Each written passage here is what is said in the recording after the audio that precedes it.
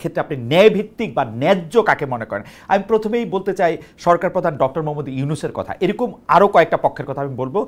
আপনি কাকে ন্যায্য মনে করেন? ডক্টর মোহাম্মদ ইউনূসের বর্তমান অবস্থান কি ন্যায়ভিত্তিক বা ন্যায্য? না, প্রথমত হলো যে ডক্টর ইউনূস তো আমাদের একটা সামষ্টিক রাজনৈতিক প্রক্রিয়ার তিনি একটা ফল। ফলে তার প্রতি আমাদের অবশ্যই সদয় থাকা দরকার, কারণ এমন নয় যে তিনি এসে ক্ষমতা দখল করেছেন বা আমাদের কাছ থেকে ক্ষমতা নিয়ে গেছেন। সরি। জি। ফলে আমাদেরকে খুব স্পষ্ট থাকতে হবে যে ডক্টর ইউনূসকে আমরা বসিয়েছি পুরো গণ অভ্যুত্থানের মধ্য দিয়ে তিনি এসেছেন। তো ফলে সে অর্থে তার যে আশাটা, এটা তো অবশ্যই লাগবে। উনি গণ অভ্যুত্থানের মধ্যে থেকে এসেছেন, তিনি কোনো সামরিক অভ্যুত্থান করেননি। আহ, কিন্তু তার যদি আমরা, হ্যাঁ, না। ফলে অবশ্যই না, একদিন এই ন্যায্যতাকে যদি আমরা রূপ দিতে চাই তাহলে বুঝতে হবে যে গণ অভ্যুত্থানের যে মর্মটা কি, হুম, এটা পলিটিক্যাল মানেটা কি, এবং এর লিগ্যাল মানেটা কি। হুম, এখানে আমাদের সমাজের মধ্যে বিভিন্ন রকম শক্তি আছে, এবং তাদের শক্তির মধ্যে অধিকাংশই গণ অভ্যুত্থান বিরোধী। তারা যেসব অবস্থানটা নিয়েছে, তারা গণ অভ্যুত্থানেরই একটা বিরোধী অবস্থান নিয়েছে। এটা ডক্টর ইউনূসের জন্য অত্যন্ত কঠিন করে তুলেছে। এটা হলো আমার না, প্রথম আপনার না, উত্তর হবে। ফরদ ভাই, আমরা উনাকে তো আসলে সবাই, এটা একদম আপনার সাথে আমরা শতভাগ একমত যে আমরা তো উনাকে আসলে কি বলবো, মানে রাজি করিয়ে, আমি যদি সোজা বাংলা ভাষায় বলি, হাতে পায়ে ধরে এনেই তাকে আসলে এখানে এনেছি। কিন্তু আমি তার অবস্থাটা ন্যায্য বলতে বুঝাচ্ছি 5 আগস্টের পরে 8 আগস্ট উনি এই জায়গায় আসার পরে আজকে 1 বছরের বেশি সময় পার হয়েছে। এখন নির্বাহী আদেশে তিনি মামলা মুক্ত হন, 600 কোটি টাকা চেয়ারে বসার আগে মৌকুফ করে নেন, গ্রামীণ ব্যাংকের 5 বছর মৌকুফ করেন, গ্রামীণ ব্যাংকের সরকারি লাইসেন্স করে ফেলেন, আদব ব্যবসার লাইসেন্স নেন, করেন। সেই সব বিবেচনায় মানে আপনার যে স্কেল, সেই স্কেলে তিনি ন্যায্যতার মানদণ্ডে কতটুকু ন্যায্যতা পান, মানে আমরা তাকে বসাইছি সেটা ঠিক আছে, তার হাতে পায়ে ধরেই ঠিক বসাইছি, আছে, এইটা জায়গাটা আপনার একটু জানতে ঠিক চাচ্ছিলাম আছে, যে 1 বছরে তাকে আমি আপনি। উত্তরে দেবো। প্রথমত আপনি এখন যে সমালোচনাটা করলেন ওটা কিন্তু ব্যক্তি সমালোচনা করলেন। জি। আপনি ব্যক্তি ইউনূসের সমালোচনাটা, সে সেদিকটা আপনার অত্যন্ত ন্যায্য, এটা বলার অধিকার আমাদের সকলেরই আছে। জি। কিন্তু আমরা যেটা দেখেছি সেটা অন্যত্র। আমরা এটাই মানে আপনার এই যুক্তিটা বিপদটা বলি আপনাকে। বিপদটা হচ্ছে এই, আপনি যে মূল যে প্রশ্নটা, রাষ্ট্রের প্রশ্নটাকে আড়াল করে ফেলছেন। রাষ্ট্রের প্রশ্নটা কি ছিল? যে গণ অভ্যুত্থানের পরে আমরা একটা নতুন গঠনতান্ত্রিক প্রক্রিয়ায় প্রবেশ করব। হুম, হুম, ওটা প্রবেশ না করে আমরা কোথায় ঢুকে গেলাম? হুম, আমরা আবার শেখ হাসিনাকে ক্ষমতায় আবার পুনরায় প্রতিষ্ঠিত করলাম। হুম, শেখ হাসিনা ব্যক্তি আকারে রায়, কিন্তু তার ভোটটা কিন্তু আছে পুরো হুম, হুম, মাত্রায়, মানে যেহেতু তারই সংবিধানের অধীনে এটা হুম। রক্ষা করবার জন্য ডক্টর ইউনূস শপথ নিয়েছেন, তাহলে আমরা পলিটিক্যাল জায়গায় থাকি। আচ্ছা। আমি উনি কি পরিমাণ অপরাধ করেছেন, কি দুর্নীতি করেছেন, বা আমরা বলতে পারবো যে তার যে হুম। কনফ্লিক্ট অফ ইন্টারেস্ট করেছেন, এটা ইতিহাসে বলার বহু আপনার দিন পাবো আমরা ওকে, সামনে। আপনি কিন্তু রাষ্ট্রের, এটা দ্বারা আমরা আপনি রাষ্ট্রের প্রশ্নে থাকতে চাইছেন, আপনার এটা পরিষ্কার। আমি আমি রাষ্ট্রীয় বসে থাকি। জি, আমি জি। যদি, তাহলে আমরা আর বাকি যাদের নিয়ে প্রশ্ন করব তাদেরকে কি রাষ্ট্রের প্রশ্নই রাখবো? যেমন আমার এবারের যিনি, মানে যাকে নিয়ে আমরা আপনাকে প্রশ্ন করতে চাই, তিনি হচ্ছেন সেনাপ্রধান জেনারেল ওয়াকরুজ্জামান। তার অবস্থানটা আপনি ন্যায্য মনে করেন কিনা? হুম। আমি মনে করি তার অবস্থান ন্যায্য। আমি আমি মনে করি এখানে আমি অনেকের সঙ্গে অবশ্যই বিরোধিতা করবো। হুম, প্রথম কথা হচ্ছে সেনা প্রধান, আপনি খেয়াল করুন, এটা একটা সেনার সমর্থিত উপদেষ্টা সরকার। ফলে আমরা যদি হিস্ট্রি খেয়াল করি বাংলাদেশের সেনাবাহিনীর, হুম, তাহলে আমরা দেখবো যে সেনাবাহিনী এবার চেষ্টা করছে যে তারা কোনোভাবে যেন তারা 1/11 মধ্য দিয়ে যে অপরাধটা করেছে, হুম, তাদের যে কলঙ্ক ঘটেছে, এমনকি আপনার শেখ মুজিবকে হত্যা থেকে শুরু করে দীর্ঘকাল তাদের যে কলঙ্ক ঘটেছে, তারা সেই কলঙ্কের মধ্যে ঢুকতে চায় না। এটা আমি, তারা আন্তরিক, এটা আমি তাদের অনেককে চিনি, এবং তাদের সেই আত্মসমালোচনাগুলো আছে বলে আমি এরকম অত্যন্ত শক্তভাবে বলতে পারি। আমি মনে করি যে সেনার প্রধানের, যেহেতু উনি পলিটিশিয়ান না, ফলে তিনি পলিটিক্যালি অনেক কথাবার্তা তিনি বলেন, যেটা তিনি তিনি বোকা বলে। আমি বলি কেন আমি বলবো আমি কথাটা, হুম, কারণ তিনি যখন বলেন যে তিনি সেনাবাহিনীকে রাখতে চান না বাইরে, হুম, এবং তাদের ক্যান্টনমেন্টে ফিরে যেতে হবে, হুম, এই যে তিনি কথাটা বলেন, এটাকে খুব যুক্তিসঙ্গত বুঝতে হবে। আসলে অত্যন্ত বিপজ্জনক সেনাবাহিনীকে বাইরে রাখা, হুম, এবং সেনাবাহিনীকে ম্যাজিস্ট্রেসির ক্ষমতা দিয়ে বাইরে রাখাটা রাষ্ট্রের স্থিতিশীলতা শুধুমাত্র নয়, রাষ্ট্রের অস্তিত্বের জন্য সংকটপন্ন হয়ে ওঠে। ফলে তিনি বলছেন যে আমি ডিসেম্বর মধ্যে ইলেকশন চাই, কিন্তু এই কথাটা তিনি বুঝাতে পারেন না, কারণ তিনি তো পলিটিশিয়ান নন, তিনি সেনাবাহিনীর লোক। ফলে সেভাবে তিনি কথা তিনি বুঝাতে চেয়েছেন। সেজন্য আমি মনে করি যে তার যে সেনাবাহিনীকে ফেরত নিয়ে আসা, এবং একটা তার ভাষা, তার চোখে একটা স্থিতিশীল সরকার মানে একটা রাজনৈতিক সরকার। যে কোনো রাজনৈতিক দল দায়িত্ব নেবে এবং দায়িত্ব নিয়ে তারা কি করবে, তারা রাষ্ট্র পরিচালনা করবে, তারা ক্যান্টনমেন্টে থাকবে। ওকে। তো এটার মধ্যে তো আমি কোনো দোষের কিছু দেখি না। যদি সেনাবাহিনী যদি আলাদা করে কোনো কু করতে চাইতো, আলাদা করে তাদের যদি কোনো ভিন্ন রকম কোনো উদ্দেশ্য থাকতো, এটা আমরা দেখতাম। দুই নাম্বার, আরো সিরিয়াস বলি, কারণ দিল্লি ক্রমাগত সেনাবাহিনীর মধ্যে অভ্যুত্থান ঘটাবার চেষ্টা করছে, এবং এই দিল্লির অভ্যুত্থান ঘটাবার চেষ্টার মধ্যে আমাদের অনেকে বিভিন্ন প্রোপাগান্ডা, মানে ওয়াকারের বিরুদ্ধে, ওয়াকারুজ্জামার বিরুদ্ধে বা সেনাপ্রধানের বিরুদ্ধে প্রোপাগান্ডার মধ্য দিয়ে কিন্তু তারা কিন্তু এটাকে আরো এক হিসেবে বলবো যে ওই আগুনে কি বলে না, আগুনে ঘি ঘি ঢালা, ঘি ঢালা। আগুনে তেল ঢালা মতো, গ্যাস ঢালা মতো হয়েছে। রাইট। এটা ছিল মারাত্মক পরিস্থিতি, এবং এই পরিস্থিতিটা আমি খুব ঘনিষ্ঠভাবে পর্যবেক্ষণ করেছি। এবং সেই ক্ষেত্রে আমি বলবো যে সেনাবাহিনী প্রতিষ্ঠান হিসেবে এটাকে রক্ষা করবার জন্য আমাদের কয়েকজন জেনারেলের যে আন্তরিকতা, এই আন্তরিকতাকে আমি গ্রহণ করি। তারা নন পলিটিক্যাল বলে, যেহেতু রাজনীতি বোঝে না বলে তারা কতগুলো ভুল করেছে। যেমন একটা ভুলের কথা বলি আপনাকে, যেটা আমাকে তাহলে আমরা দর্শকরা আমাকে সঠিক বুঝবে। যেমন ধরুন আপনার ওই যে মন্দিরে গিয়ে প্রদীপ জ্বালিয়ে 3 জন সেনাবাহিনী একসঙ্গে থাকাটা, এটা মারাত্মক রকম ভুল। কারণ এটা অত্যন্ত নেতিবাচক একটা কি বলে, একটা একটা ভাবমূর্তি তৈরি করে সেনাবাহিনী, যে সেনাবাহিনী একটা ভারতের অধীনে বা এখানকার একটা বিশেষ সম্প্রদায়ের অধীনস্থ একটি বাহিনী। এগুলো হচ্ছে মারাত্মক পলিটিক্যাল ভুল। তার মানে সেনাবাহিনী এখনো পর্যন্ত কোনো রাজনৈতিক যারা বুঝতে পারে তাদের সিদ্ধান্তের বা তাদের পর্যালোচনাকে তারা যথেষ্ট গুরুত্ব দিচ্ছেন না। ওকে। এগুলো বিপদ তৈরি করবে। দুই নাম্বারটা হচ্ছে এগুলো আছে, আমি বলতে কিন্তু আমার অনেক তালিকা আছে, বলতে পারবো না। ফরাদ, জি এই বলুন। জায়গাটাতে যদি একটা লাইন বলতেন, যে আপনি যে বলতেছেন যে পার্শ্ববর্তী দেশ ভারত যে হচ্ছে সেনাবাহিনীর ভিতরে অনেক অভ্যুত্থান পরিকল্পনা করছে বা মানে যেটাকে বলা হচ্ছে যে একটু ইন্ধন দেওয়া, সেইটা তারা দিচ্ছে বা জ্বালানি কাঠ দেওয়া তারা দিচ্ছে, বর্তমান সেনাপ্রধান এবং তার যে বাহিনী সেটা কি তারা নস্যাৎ করছেন, নাকি তারা সেই ষড়যন্ত্রের অংশ? মানে ষড়যন্ত্রের অংশ তো না বটেই, সেটা আপনি পরিষ্কার আমার করেছেন। কাছে মানে তারা কি সেটি মানে ফাইট করতে পারছেন কিনা সেটা right, যদি আমরা বলি। যদি করতো তাহলে একদিনে ঘটে যেত, একদিনে আচ্ছা। ঘটে যেত। আমাদেরকে শুনুন, আমরা কোথায় খালে বিপদে পড়ি কি জানেন? হ্যাঁ। আমরা বিপদে পড়ি, আমরা সামগ্রিকভাবে রাষ্ট্রকে চিন্তা করতে পারি না, আমরা ওকে। ব্যক্তিকে কেন্দ্র করে তখন ওকে। সিদ্ধান্ত গ্রহণ করে বিপজ্জনক হয়ে পড়ে। ওকে। সেনা প্রধানের যদি আপনি তিরস্কার করতে চান, দোষ ধরতে চান, প্রচুর দোষ ধরতে পারেন না। হুম। কিন্তু আপনাকে তো মনে রাখতে হবে যে আপনার এটা একটা প্রতিষ্ঠান, হুম। এটা রাষ্ট্রের একটা প্রতিষ্ঠান, এবং এটা সে তার শুরু থেকে এই রাষ্ট্রের প্রতিষ্ঠানকে গড়তে দেওয়া হয়নি। ওকে। শেখ মুজিবুর রহমান রক্ষী বাহিনী রাখতে চেয়েছেন, তিনি একটা একটা এই যে স্থায়ী সেনাবাহিনী, হুম। এর কুফল আমরা দেখেছি। কারণ শেখ মুজিবুর রহমানের হত্যা হয়েছেন, হুম। এটা তো আমাদের দেশের জন্য ভালো না। হুম। তাহলে আপনি এই সংঘাতগুলো তো মারাত্মক। আর অন্যদিকে দেখুন আজকে ডক্টর ইউনূসের সঙ্গে সেনা প্রধানের মধ্যে যে দূরত্বটা তৈরি করা হয়েছে খুবই পরিকল্পিতভাবে। হুম। আবার সেই ক্ষেত্রে আমি বলবো যে ওয়াকারুজ্জামান সাহেবও কিন্তু এটাকে কমাবার জন্য তার কোনো সক্রিয় উদ্যোগটা আমি দেখি নাই, হয়তো আছে, কিন্তু আমি বাইরের থেকে আছি বলে আমি বুঝি নাই। কিন্তু অন্যদিকে ডক্টর ইউনূসের দিক থেকে কিন্তু এই ব্যবধানটুকু, দূরত্বটুকু তারা টিকিয়ে রেখেছেন। এটা কিন্তু দেশের জন্য ভালো না। ফরাদ ভাই, আমরা আপনাকে তো আমরা কিছু আমরা ব্যাপারে আমরা আপনাকে অবশ্যই আপনাকে কম্প্রোমাইজ করতে হবে। ফরাদ ভাই, আমরা আপনার দেখানো পথে আমরা এখন একটু রাষ্ট্র কাঠামোটার মধ্যে থাকি, আমরা আবার ওই ব্যক্তিগত মানে ডক্টর মোহাম্মদ ইউনূসের সাথে সেনা প্রধান বা ওই আলোচনাটা আমরা একটু পরে ধাপে আসি। আপনি বিএনপির অবস্থান ন্যায্য মনে করেন কিনা? ঠিক আছে, মানে ঠিক আছে। আমাদের আমাদের আর যে অবস্থান আছে যে বিএনপি, জামাত, এনসিপি এবং ইসলামী শাসনতন্ত্র সহ ইসলামী দলগুলোর অবস্থান আপনি ন্যায্য মনে করেন? প্রথমে বিএনপির কথা শুনি। আমি বলবো যে বিএনপির রাজনীতিটা বিএনপির জন্য আত্মঘাতী হয়েছে, ন্যায্যতার চেয়েও এটা আরো খারাপ। ওকে। বিএনপি তো ন্যায্য নয়, একটা গণঅভ্যুত্থান হয়ে গিয়েছে। ফলে গণঅভ্যুত্থানে জনগণের যে জনগণের যে অভিপ্রায়, এটাকে বিএনপি একদমই সম্মান করেনি। বিএনপি এসে বলতেছে আমাদেরকে 3 মাসের মধ্যে আমাদেরকে নির্বাচন দাও। ফলে এটা তো হতে পারে না, একটা গণঅভ্যুত্থান হয়েছে শুধু নির্বাচনের জন্য না। এবং ক্রমাগত এই আজকে যে আমরা ডক্টর ইউনূসের যদি আমরা সমালোচনা করি, তাহলে তার সমালোচনা পুরোটাই কিন্তু বিএনপির ঘাড়েও পড়ে। কারণ বিএনপির যে পরিমাণ চাপটা দিয়েছে ডক্টর ইউনূসকে নির্বাচনের জন্য, যার ফলে ডক্টর ইউনূস অনেকগুলো একটা পর একটা ভুল করেছেন। কারণ রাজনৈতিক দলগুলো জনগণের প্রতিনিধি নয় গণ অভ্যুত্থানে পড়ে। আমাদের দেশে অনেকগুলো কনসেপ্ট আছে ডমিনেন্ট, যেগুলো আমাদেরকে ভাঙতে হবে। রাজনৈতিক দলগুলো এই যে নিউ লিবারেল ইকোনমিক পলিসিকে আমরা বলতে পারি এদের অনেক অধিকাংশই মাফিয়া এবং লুটেরা শ্রেণীর প্রতিনিধি। কারণ আপনি কখনোই সাধারণ মানুষ এই এই আপনাকে 5 কোটি 10 কোটি 50 কোটি টাকা দিয়ে তারা কিন্তু আপনার এই নির্বাচনে তারা অংশগ্রহণ করতে পারবে না।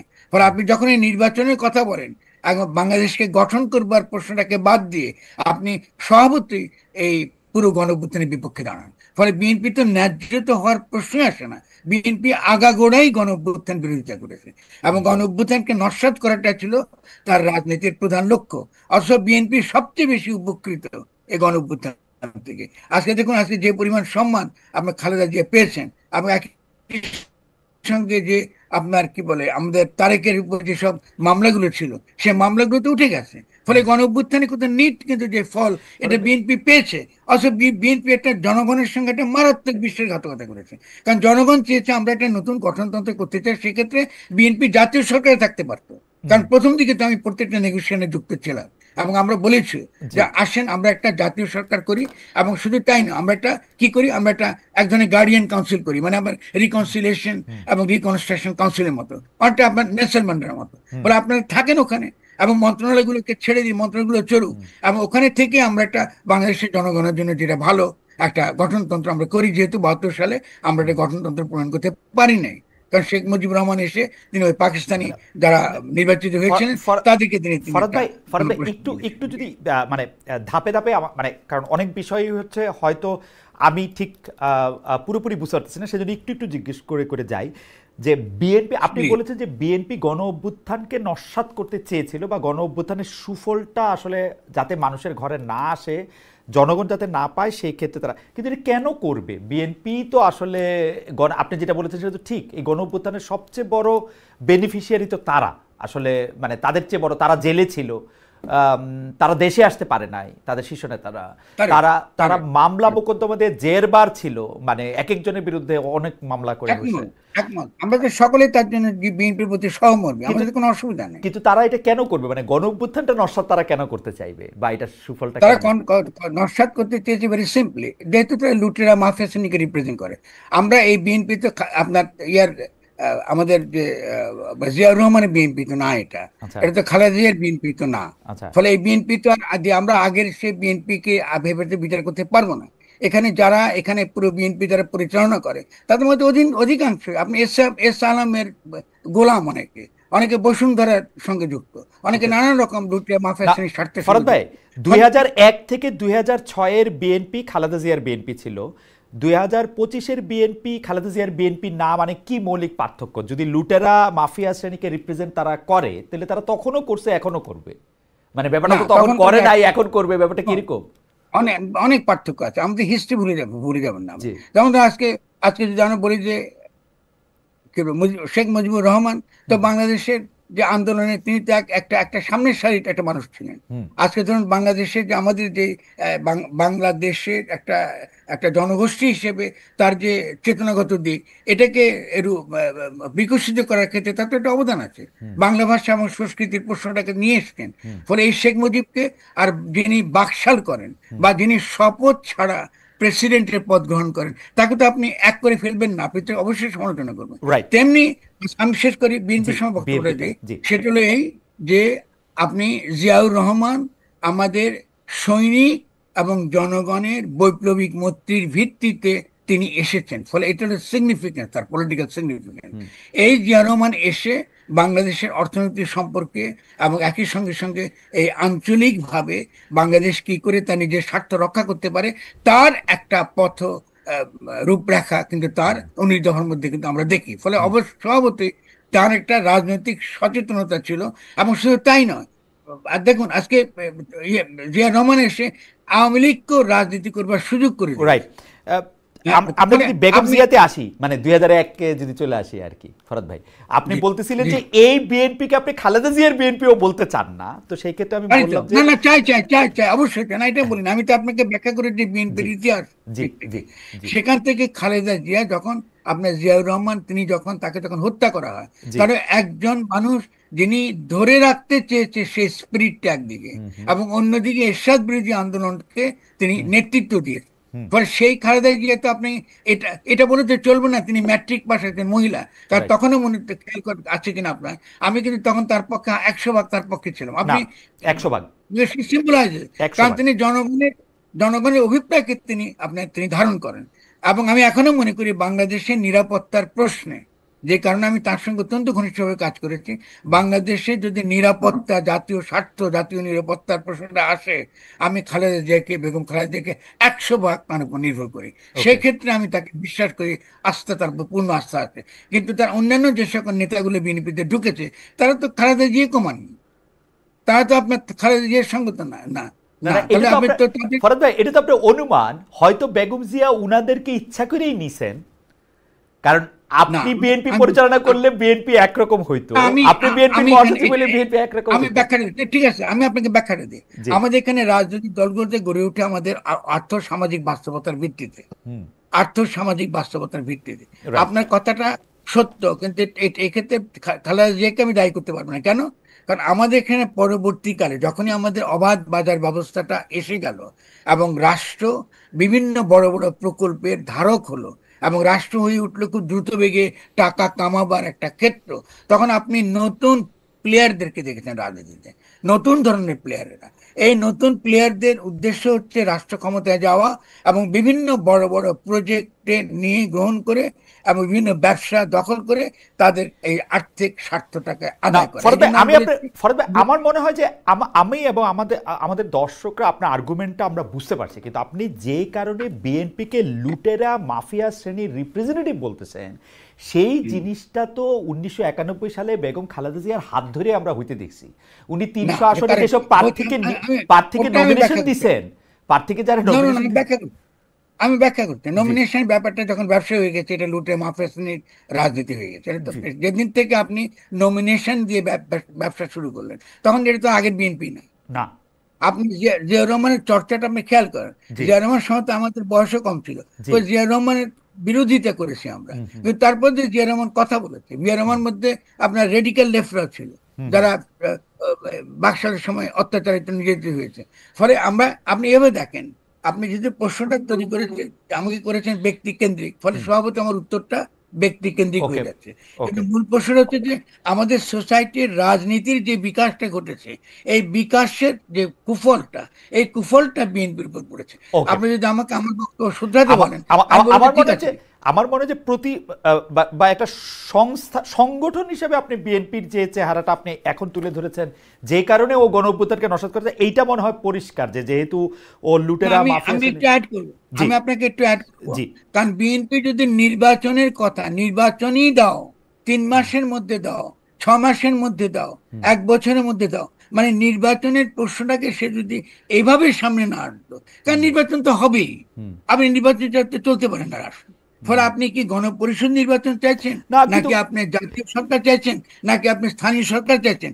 এই বিষয়গুলো তো বিএনপি আমাদেরকে না পরিষ্কার কিন্তু করে নাই। কিন্তু ফরাদ ভাই, আমার কাছে মনে হয় আমরা যখন আপনার কাছে, আপনি নিশ্চয়ই লিখবেন এটা সম্পর্কে, তখন নিশ্চয়ই এটা তুলনামূলক বিবেচনায় দেখব যে কে আগে এটা শুরু করেছিল। ইউনূস সাহেব 5 বছর আগে থাকতে চেয়েছেন, এই ইরাদা আগে প্রকাশ হয়েছে, নাকি বিএনপি চাপ আগে দিতে শুরু করেছে, সেইটাও আপনি নিশ্চয়ই আপনি বিশ্লেষণ করে আমাদের দেখাবেন। আমি এখানে এখন এই পর্যায়ে, মানে এই আলাপের পর্যায়ে আমি আপনাকে জামাতের ন্যায্যতা প্রসঙ্গে একটু বলি। জামায়াত ইসলামী কি আসলে এখন ন্যায্য আছে? পিআর না হলে নির্বাচন হবে না, নির্বাচন আমরা চাই না, ঐক্যমত প্রশ্নে এই ব্যাপারটা এরকম, আমরা এরকম, মানে আপনি আমাদের ব্যাখ্যা আমরা করতেই পারি, কিন্তু জামায়াত ইসলামীর অবস্থানটা আপনি ন্যায্য মনে করেন কিনা? আমি এখন এখন আমি বুঝতে পারছি যে আপনার প্রশ্নটার মধ্যে একটু গলদ আছে। আচ্ছা, সরি, আপনি ঠিক করে দেন ন্যায়, প্রশ্ন। হ্যাঁ, প্রশ্নটা কিন্তু ন্যায়ের প্রশ্ন না। জি প্রশ্নটা হচ্ছে যে আমরা 72 সালে এক স্বাধীনতা যুদ্ধের পরে আমরা একটা রাষ্ট্র গঠন করতে পারি নাই, হুম জনগণের অভিপ্রায়কে আমরা ধারণ করতে পারি না। আমাদের হুম অনেকগুলো অত্যন্ত ক্রিটিক্যাল একটা এরিয়া আছে, আমরা হুম পারি নাই। হুম এবং না পারতে আমরা যখন এই যে এরশাদ বিরোধী আন্দোলন করলাম, তারপরেও কিন্তু আমরা একটা রাষ্ট্র গঠন করতে পারলাম না। হুম এবং এবারও কিন্তু আমরা একটা রাষ্ট্র গঠন করতে পারলাম না। ফলে ব্যাপারটা কিন্তু ন্যায্য আর অন্যায্যের প্রশ্ন না। হুম যদি আমরা রাষ্ট্র গঠন করবার এই যে জনগণের যে অভিপ্রায়, সে অভিপ্রায়কে বাস্তবায়িত করবার ক্ষেত্রে জামাতের কি কোনো ইতিবাচক ভূমিকা আছে? আমি বলি জামাতের কোনো ইতিবাচক ভূমিকা আমি এই মুহূর্তে দেখি না, কিন্তু ক্ষতিকর কিছু দেখি না। কেন বলি আপনাকে? হুম কারণ জামাত একটা রাজনীতি করে এবং তার একটা আদর্শিক রাজনৈতিক দল। এবং আমি যতটুকু বুঝি, জামাত ধরে নিয়েছে যে যদি তারা ডিসি গুলো জামাতপন্থী হয়, তারা হুম তারা ইতিমধ্যে রাষ্ট্র ক্ষমতায় চলে গেছে। হুম তারা ফলে নির্বাচন নিয়ে তারা খুব একটা খুব একটা ব্যস্ত নয়। ফলে তারা যে আপনার পিআরটা চায়, যে প্রফেশনাল রিপ্রেজেন্টেশনের ভিত্তিতে যে তারা ক্ষমতার অংশীদারিত্ব চায়, এটা তাদের জায়গার থেকে কিন্তু এটা যুক্তিসঙ্গত।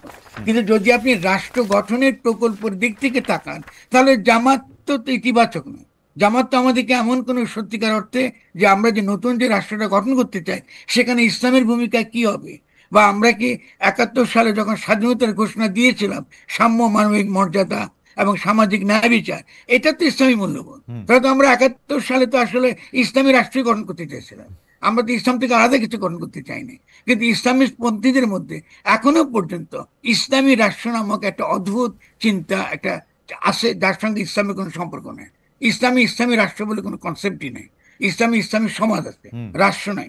ক্ষমতা আছে, প্রশাসন আছে, কিন্তু রাষ্ট্র নাই। ফলে দেখা গেছে জামাত এই ক্ষেত্রে আমাদেরকে কোনো পরিষ্কার করে কোনো আমাদেরকে অবস্থান সে পরিষ্কার করে নাই। 2 নাম্বার, ইখওয়ানুলের রাজনীতি গ্লোবালি আন্তর্জাতিকভাবে পরাজিত, এবং আমরা দেখেছি যে এটা কোনো ভবিষ্যৎ নাই।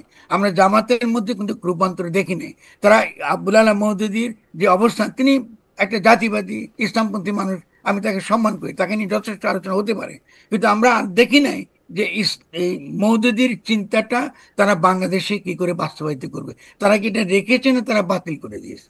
ফলে আমরা যদি রিয়েলি ইসলামকে বাংলাদেশে ইন্টিগ্রেট করতে চাই আমাদের মূল্যবোধের মধ্যে, আমাদের রাষ্ট্র গঠনের মধ্যে, আমাদের সংস্কৃতির মধ্যে, তাহলে জামাতের প্রথম কাজ হবে জামাত ইসলামীর নামটা বাদ দেওয়া।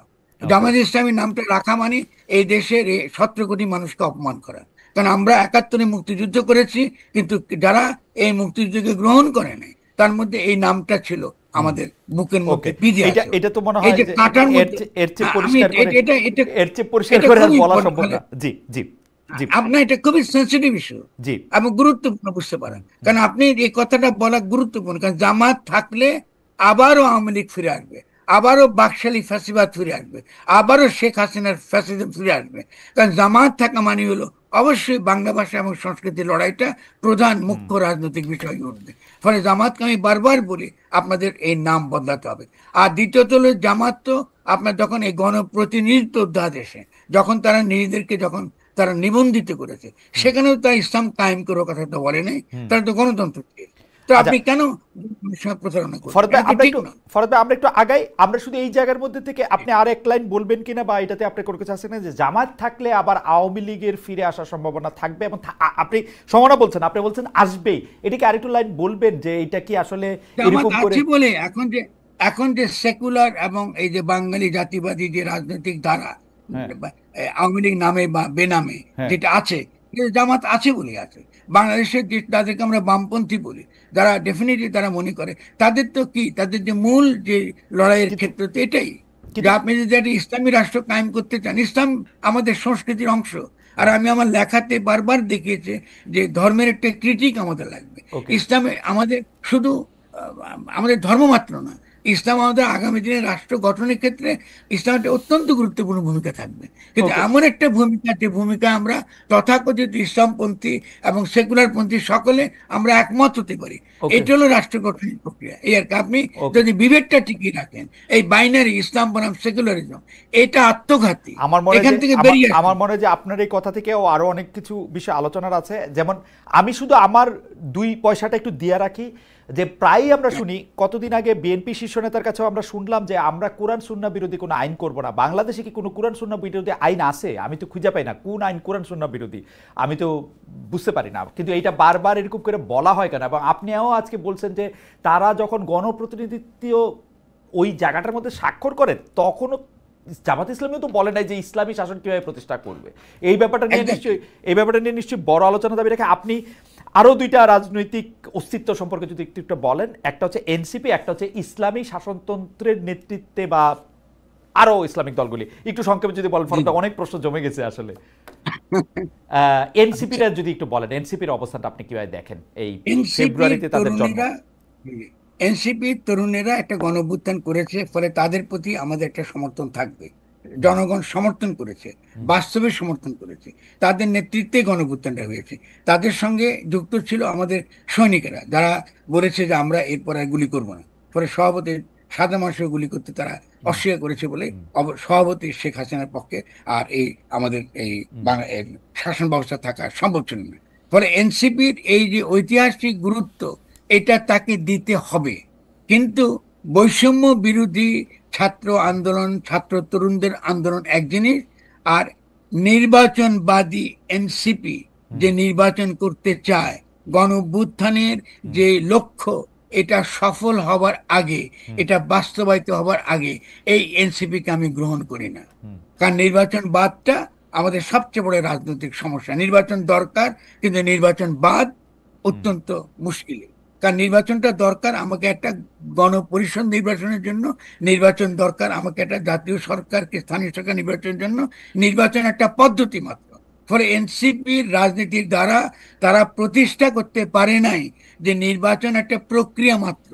কিন্তু প্রতিষ্ঠা না করে তারা এখনো বলছে যে তারা নতুন সংবিধান চায়, আমরা একমত। এবং তারা এখনো বলছে যে তারা এই বিচার চায়, আমরা একমত। এবং তারা এখনো তারা যে সকল ন্যায্য কথাবার্তা বলছে তার সঙ্গে আমরা অত্যন্ত একমত। কিন্তু আমরা চেয়েছিলাম একটা এই 8 তারিখে যে ধরনের সরকার গঠিত হয়েছে তার বিপরীতে গণ অভ্যুত্থানের ধারাকে কন্টিনিউ করা। তারা সরকারে গেছেন, সরকারে যখন গেছেন আমাদের কোনো আপত্তি নাই, কিন্তু সরকারে গিয়ে মন্ত্রী হিসেবে তারা সফল হন নাই। একজন তরুণ সারা জীবন পরিশ্রম করে একজন মানুষ একটা মন্ত্রী হবার জন্য, যেহেতু সে দেশের সেবা করতে পারে ওই মন্ত্রিত্বের ক্ষমতা নিয়ে, এবং সে করতে পারে। এটা না করে তারা মন্ত্রিত্ব ছেড়ে দিয়েছেন, এবং মন্ত্রিত্ব এই যে মন্ত্রণালয়গুলো পরিচালনার ক্ষেত্রে আমরা বাইরে থেকে দেখছি আন্তরিকভাবে পেশাদারিত্বের সঙ্গে এটা তারা করেন নাই। এটা তরুণদের জন্য অত্যন্ত ক্ষতিকর হবে আগামী দিনে। তার মানে তরুণরা একটা মন্ত্রণালয় চালাতে পারে না, এটাই তারা প্রমাণ করলেন। এগুলো তো ক্ষতি করবে, কারণ আপনাকে তো শেষাবধি রাষ্ট্র আপনাকে চালাতে হবে। তারপর যে তরুণরা গণঅভ্যুত্থান করেছে এদের পক্ষে এরপর আবার মন্ত্রী হতো, কি করে মন্ত্রী হবেন? আপনি মন্ত্রণালয় চালাতে পারেন নাই এবং আপনি ছেড়ে দিয়েছেন। আমি যে নাই ছেড়ে দিয়েছে ভালো, এটা আমি প্রশংসা করি, এটা তার নৈতিকতার প্রশংসা করি। কিন্তু যদি তরুণদের যদি মন্ত্রণালয় চালাবার যোগ্যতা তারা অর্জন না করে, এটা তো আমার জন্য আর বড় ক্ষতির ব্যাপার। কারণ আমার তো বয়স হয়েছে, ওদেরকে তো রাষ্ট্র চালাতে হবে। ফলে এদেরকে তো শিখতে হবে, ভুল ত্রুটি সহ শিখতে হবে। ফলে মন্ত্রণালয়ে যে মন্ত্রণালয় তো তামাশা করার ব্যাপার না, মন্ত্রণালয় তামাশা করার ব্যাপার না। এটা একটা প্রশাসন, এটা একটা মন্ত্রণালয়, এটা একটা একটা একটা একটা বিশাল একটা ক্ষেত্র রাষ্ট্রের, যেটাকে পরিচালনা করার দক্ষতা আছে। আপনার সেক্রেটারিদের উপরে আপনি তাদেরকে পরিচালনা করার দক্ষতা অর্জন করার বিষয় আছে, শেখার বিষয় আছে। ফলে আমরা ইতিমধ্যে যদি 3 জন যদি মন্ত্রী তারা যদি এখানে আসতেন, ভালোভাবে সফলভাবে করতেন, আমরা 3 জন নতুন নেতা, জাতীয় নেতা পেতাম। 3 জন জাতীয় নেতা। আচ্ছা, এই জাতীয় নেতা থেকে আমরা এটা পরিষ্কার। আমি ইসলামী দলগুলো যদি ইসলামী শাসনতন্ত্র আন্দোলন খুব ছোট করে বলেন, যে ইসলামী শাসনতন্ত্র আন্দোলনের এই গণঅভ্যুত্থান সফল হওয়ার পরে, যেটা 5 তারিখ, তারপর থেকে 1 বছরের বেশি সময় পার হয়েছে, তাদের অবস্থানটা আপনি কি মনে করেন? আপনি আমাকে ন্যায় বা ন্যায্য আমি আর বলতেছি না, মানে আপনি ইসলামী দলগুলো, আপনি যখন ইসলামী দল বলেন তখন আমি দেখেছি ইসলামী দলগুলো যখন মাজার ভাঙা হয়েছিল তাদের কোনো অবস্থান আমরা দেখিনি। মাজারগুলো যখন ভাঙা হয়েছিল তখন তারা কিন্তু এই আমাদের স্মৃতি ক্ষেত্র মানে অত্যন্ত সরল একটা রূপ, মানে গণরূপ। কারণ মাজারে আপনি আস্তিক, নাস্তিক, হিন্দু, মুসলমান, বৌদ্ধ, খ্রিস্টান যে কেউ যেতে পারে। এবং সংস্কৃতির দিক থেকেও সেটা এমন একটা সংস্কৃতি যেটা আপনাকে আল্লাহর নিকটবর্তী করে, মানে এমন সংস্কৃতি যেটা অলওয়েজ হয় আল্লাহ বন্দনা, নবীর বন্দনা, ধর্মীয় গানগুলো এখানে অতিরিক্ত গাওয়া হয়, যেগুলো আধ্যাত্মিক জায়গা, ক্ষেত্র জায়গা। দেখা গেছে এই ইসলামী দলগুলো ইসলাম বলতে যেটা বোঝে, আর আমাদের সাধারণ মানুষ ইসলাম বলতে যেটা বুঝে, এর মধ্যে আকাশ এবং পাতাল ব্যবধান রয়েছে।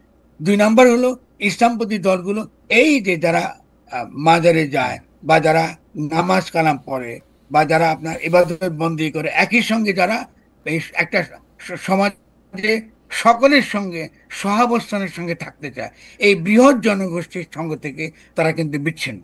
ফলে আমরা দেখেছি এটা প্রমাণিত হয়ে গেছে, তাদের তাদের কোনো অবস্থান আমরা কিন্তু দেখিনি। 2 নাম্বার, আমরা দেখেছি তারা মুখে ইসলামপন্থী বলছে, কিন্তু তারা এখনো গাজায় ফিলিস্তিনিদের পক্ষে লড়াই করবার জন্য বাংলাদেশে একটা শক্তিশালী আন্দোলন করতে তারা চাইছে না। না চাইবার একটা বড় কারণ হলো এই, তারা সকলে চায় না মার্কিন যুক্তরাষ্ট্রে রুষ্ট করতে। কারণ তাদের ইচ্ছা আগের মতোই যে মার্কিন যুক্তরাষ্ট্রে তাদেরকে ক্ষমতায় বসাবে এবং আগামী দিনে তাদের ক্ষমতায় রাখতে সহায়তা করবে। ফলে ইসলামপন্থীরা আদৌ ইসলামপন্থী কিনা এটা তো তর্কের বিষয়। আপনি না ইসলাম না বলতে আপনি কি কিন্তু বুঝেন, কিন্তু কিন্তু আর আমরা সাধারণ মানুষ কি বুঝে, এটা তর্কের বিষয়। কিন্তু ফরাদ ভাই, মানে আপনি কিন্তু এই তর্ক বা এই যুক্তি প্রদর্শন জারি রেখেছেন, মানে আমার জ্ঞান বুদ্ধিমতে 30-35 বছরেরও বেশি একই কথা। কিন্তু আপনি জি কিন্তু জি যারা জি ইসলাম পন্থাটা নিয়ে যাদের আঁকড়ে আসেন তাদের আপনি খারিজ করে দিতেছেন না, তাদের বলতেছেন এটা তর্ক করতে হবে, কিন্তু তারা কিন্তু আপনাকে খারিজ করে দিচ্ছে, বলতেছে যে ইসলামের কোনো ভার্সন নাই, অসুবিধা নেই। ইসলামের কোনো মানে এডিশন নাই, ইসলামের কোনো সুগার কোটেড কোনো রকম রূপ নাই, এবং যেইটা বই খাতায় নাই ওইটা ইসলাম না। এবং আপনি যেটা মাজার কেন্দ্রিক যেটার কথা বলতেছেন, এইটাতে বই মনে হয় খাতাটা কি? আপনি আপনি ইসলামের সবচেয়ে বেশি বই খাতাটা সমালোচিত কি? হইতেছেন মনে হয়। না, অসুবিধা নাই। আমি তো সমালোচিত হবই, কারণ আমি সাধারণ জনগোষ্ঠীর পক্ষে কথা বলি। আর তারা যে ইসলামের কথা বলে এটা আদৌ ইসলাম কিনা, তো সেটা আলোচনার বিষয় হবে। ইসলামের বই খাতা কি? তারা ইসলামের, কথা কথা বলে দলিল। তো জি, দলিল মানে কি? কোরআন ইসলাম এবং তো হাদিস, ওই আকারে এসছে, কোরআন দলিল এবং আকারে। হাদিস। হাদিস তো ইসলামে হাদিস আমি পড়বো অবশ্যই, হ্যাঁ, কিন্তু হাদিস তো আমার জন্য বাধ্যতামূলক কিছু নেই। আচ্ছা। আর কোরআন তো নিজেকে কখনো আইনের বই বলে নাই, দাঁড়ান। আপনি তাদেরকে তো আমি যে প্রশ্ন করেছি সে প্রশ্ন উত্তর দিলে তো এটা শেষ হয়ে যায়। হ্যাঁ, কোরআন তো নিজেকে কখনো আইনের বই বলে নাই।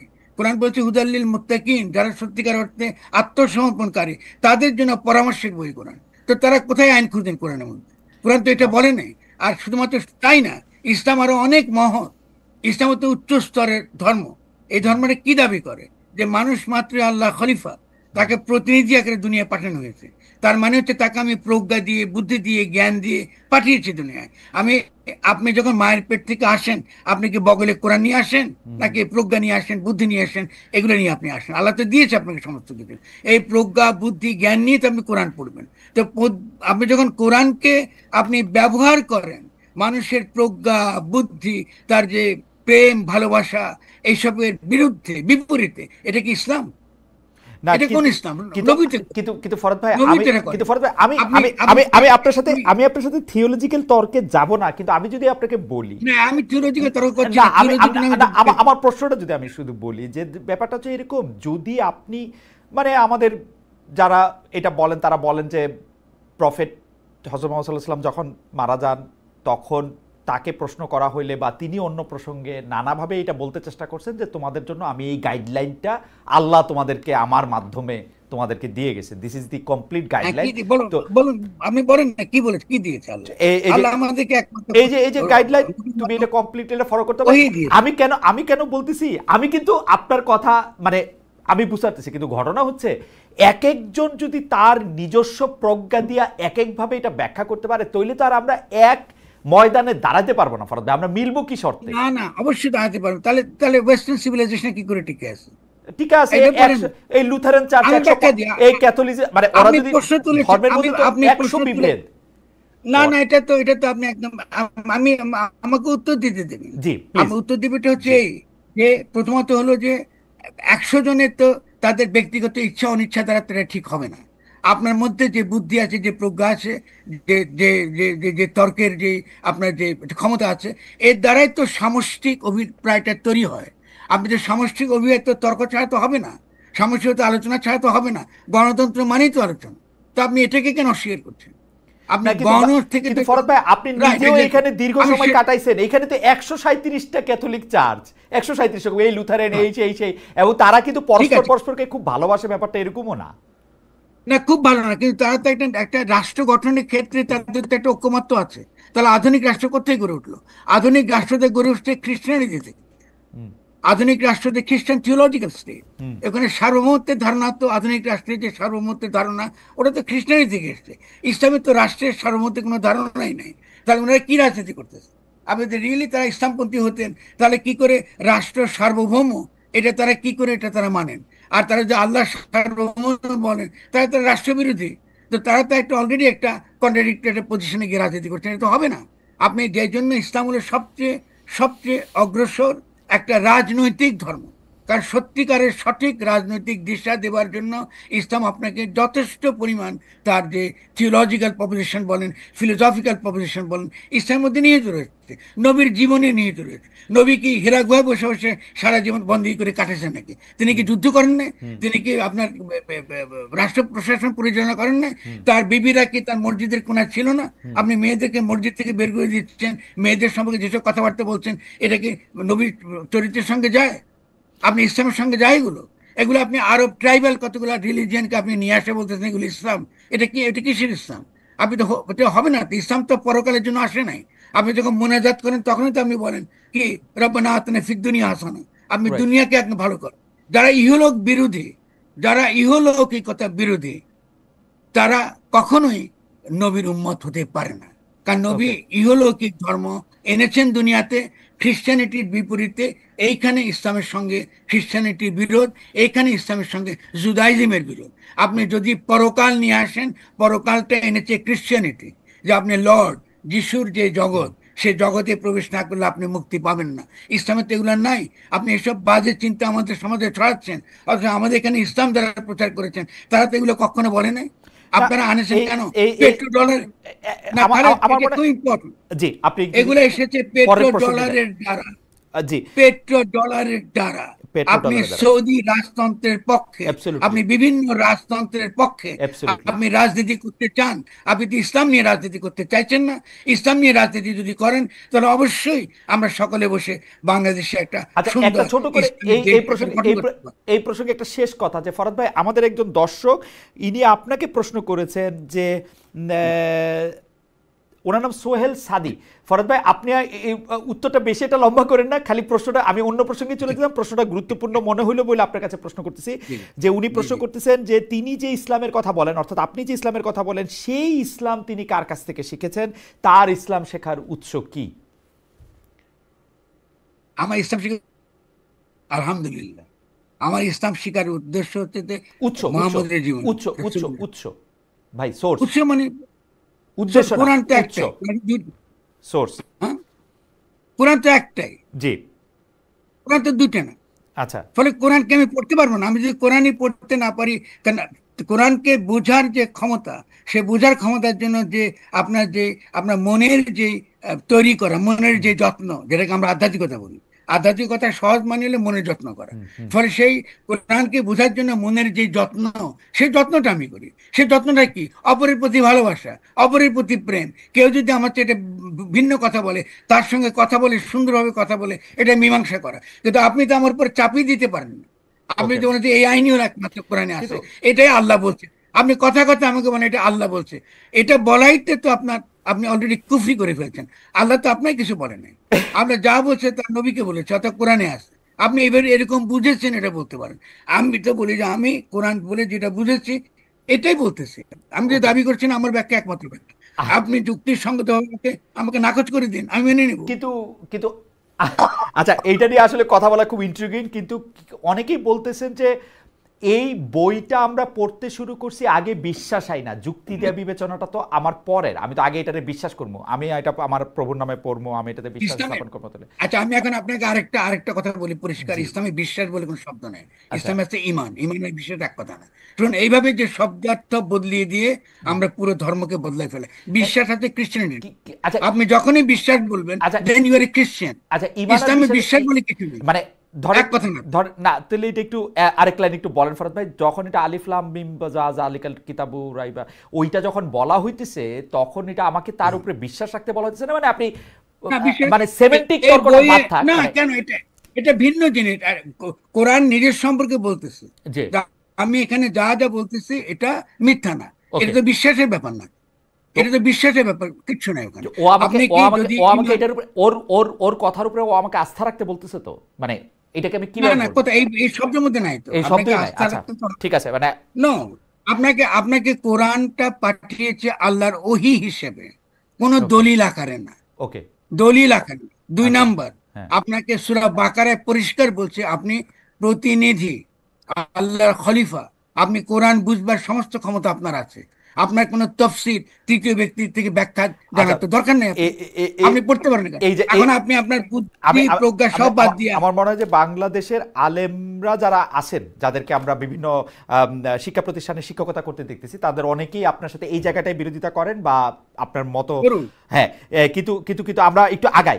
আমরা এই যে রাষ্ট্র যাওয়ার পর আপনি যদি এই পর্যায়ে একটু খালি শেষ প্রসঙ্গে, ন্যায্যতা বা অবস্থানের প্রসঙ্গে, সেটা হচ্ছে সোশ্যাল মিডিয়া ইনফ্লুয়েন্সাররা যারা খুব মানে আমাদেরকে প্রভাবিত করতেছেন, তাদেরকে আপনি আসলে কীভাবে দেখেন?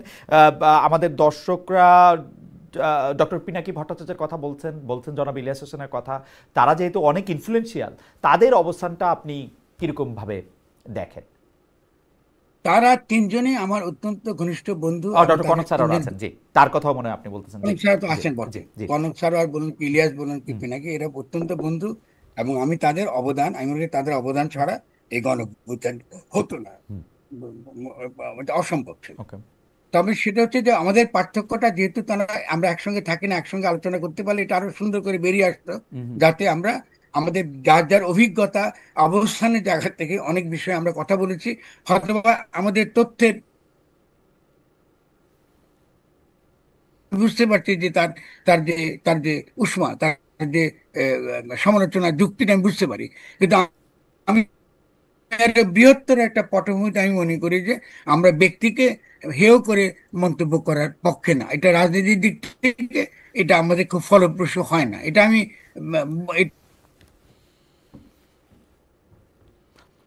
ফরহাদ ভাইয়ের কথা একটু কেটে কেটে আসছে।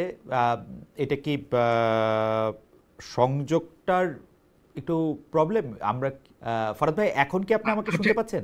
জি ফরহাদ ভাই বলেন। আমি আপনার শুনতে জি আমি শুনতে পাচ্ছি। জি ফরহাদ ভাই বলেন, একটু ফ্রিজ হয়ে গেছিল। আচ্ছা, ওকে।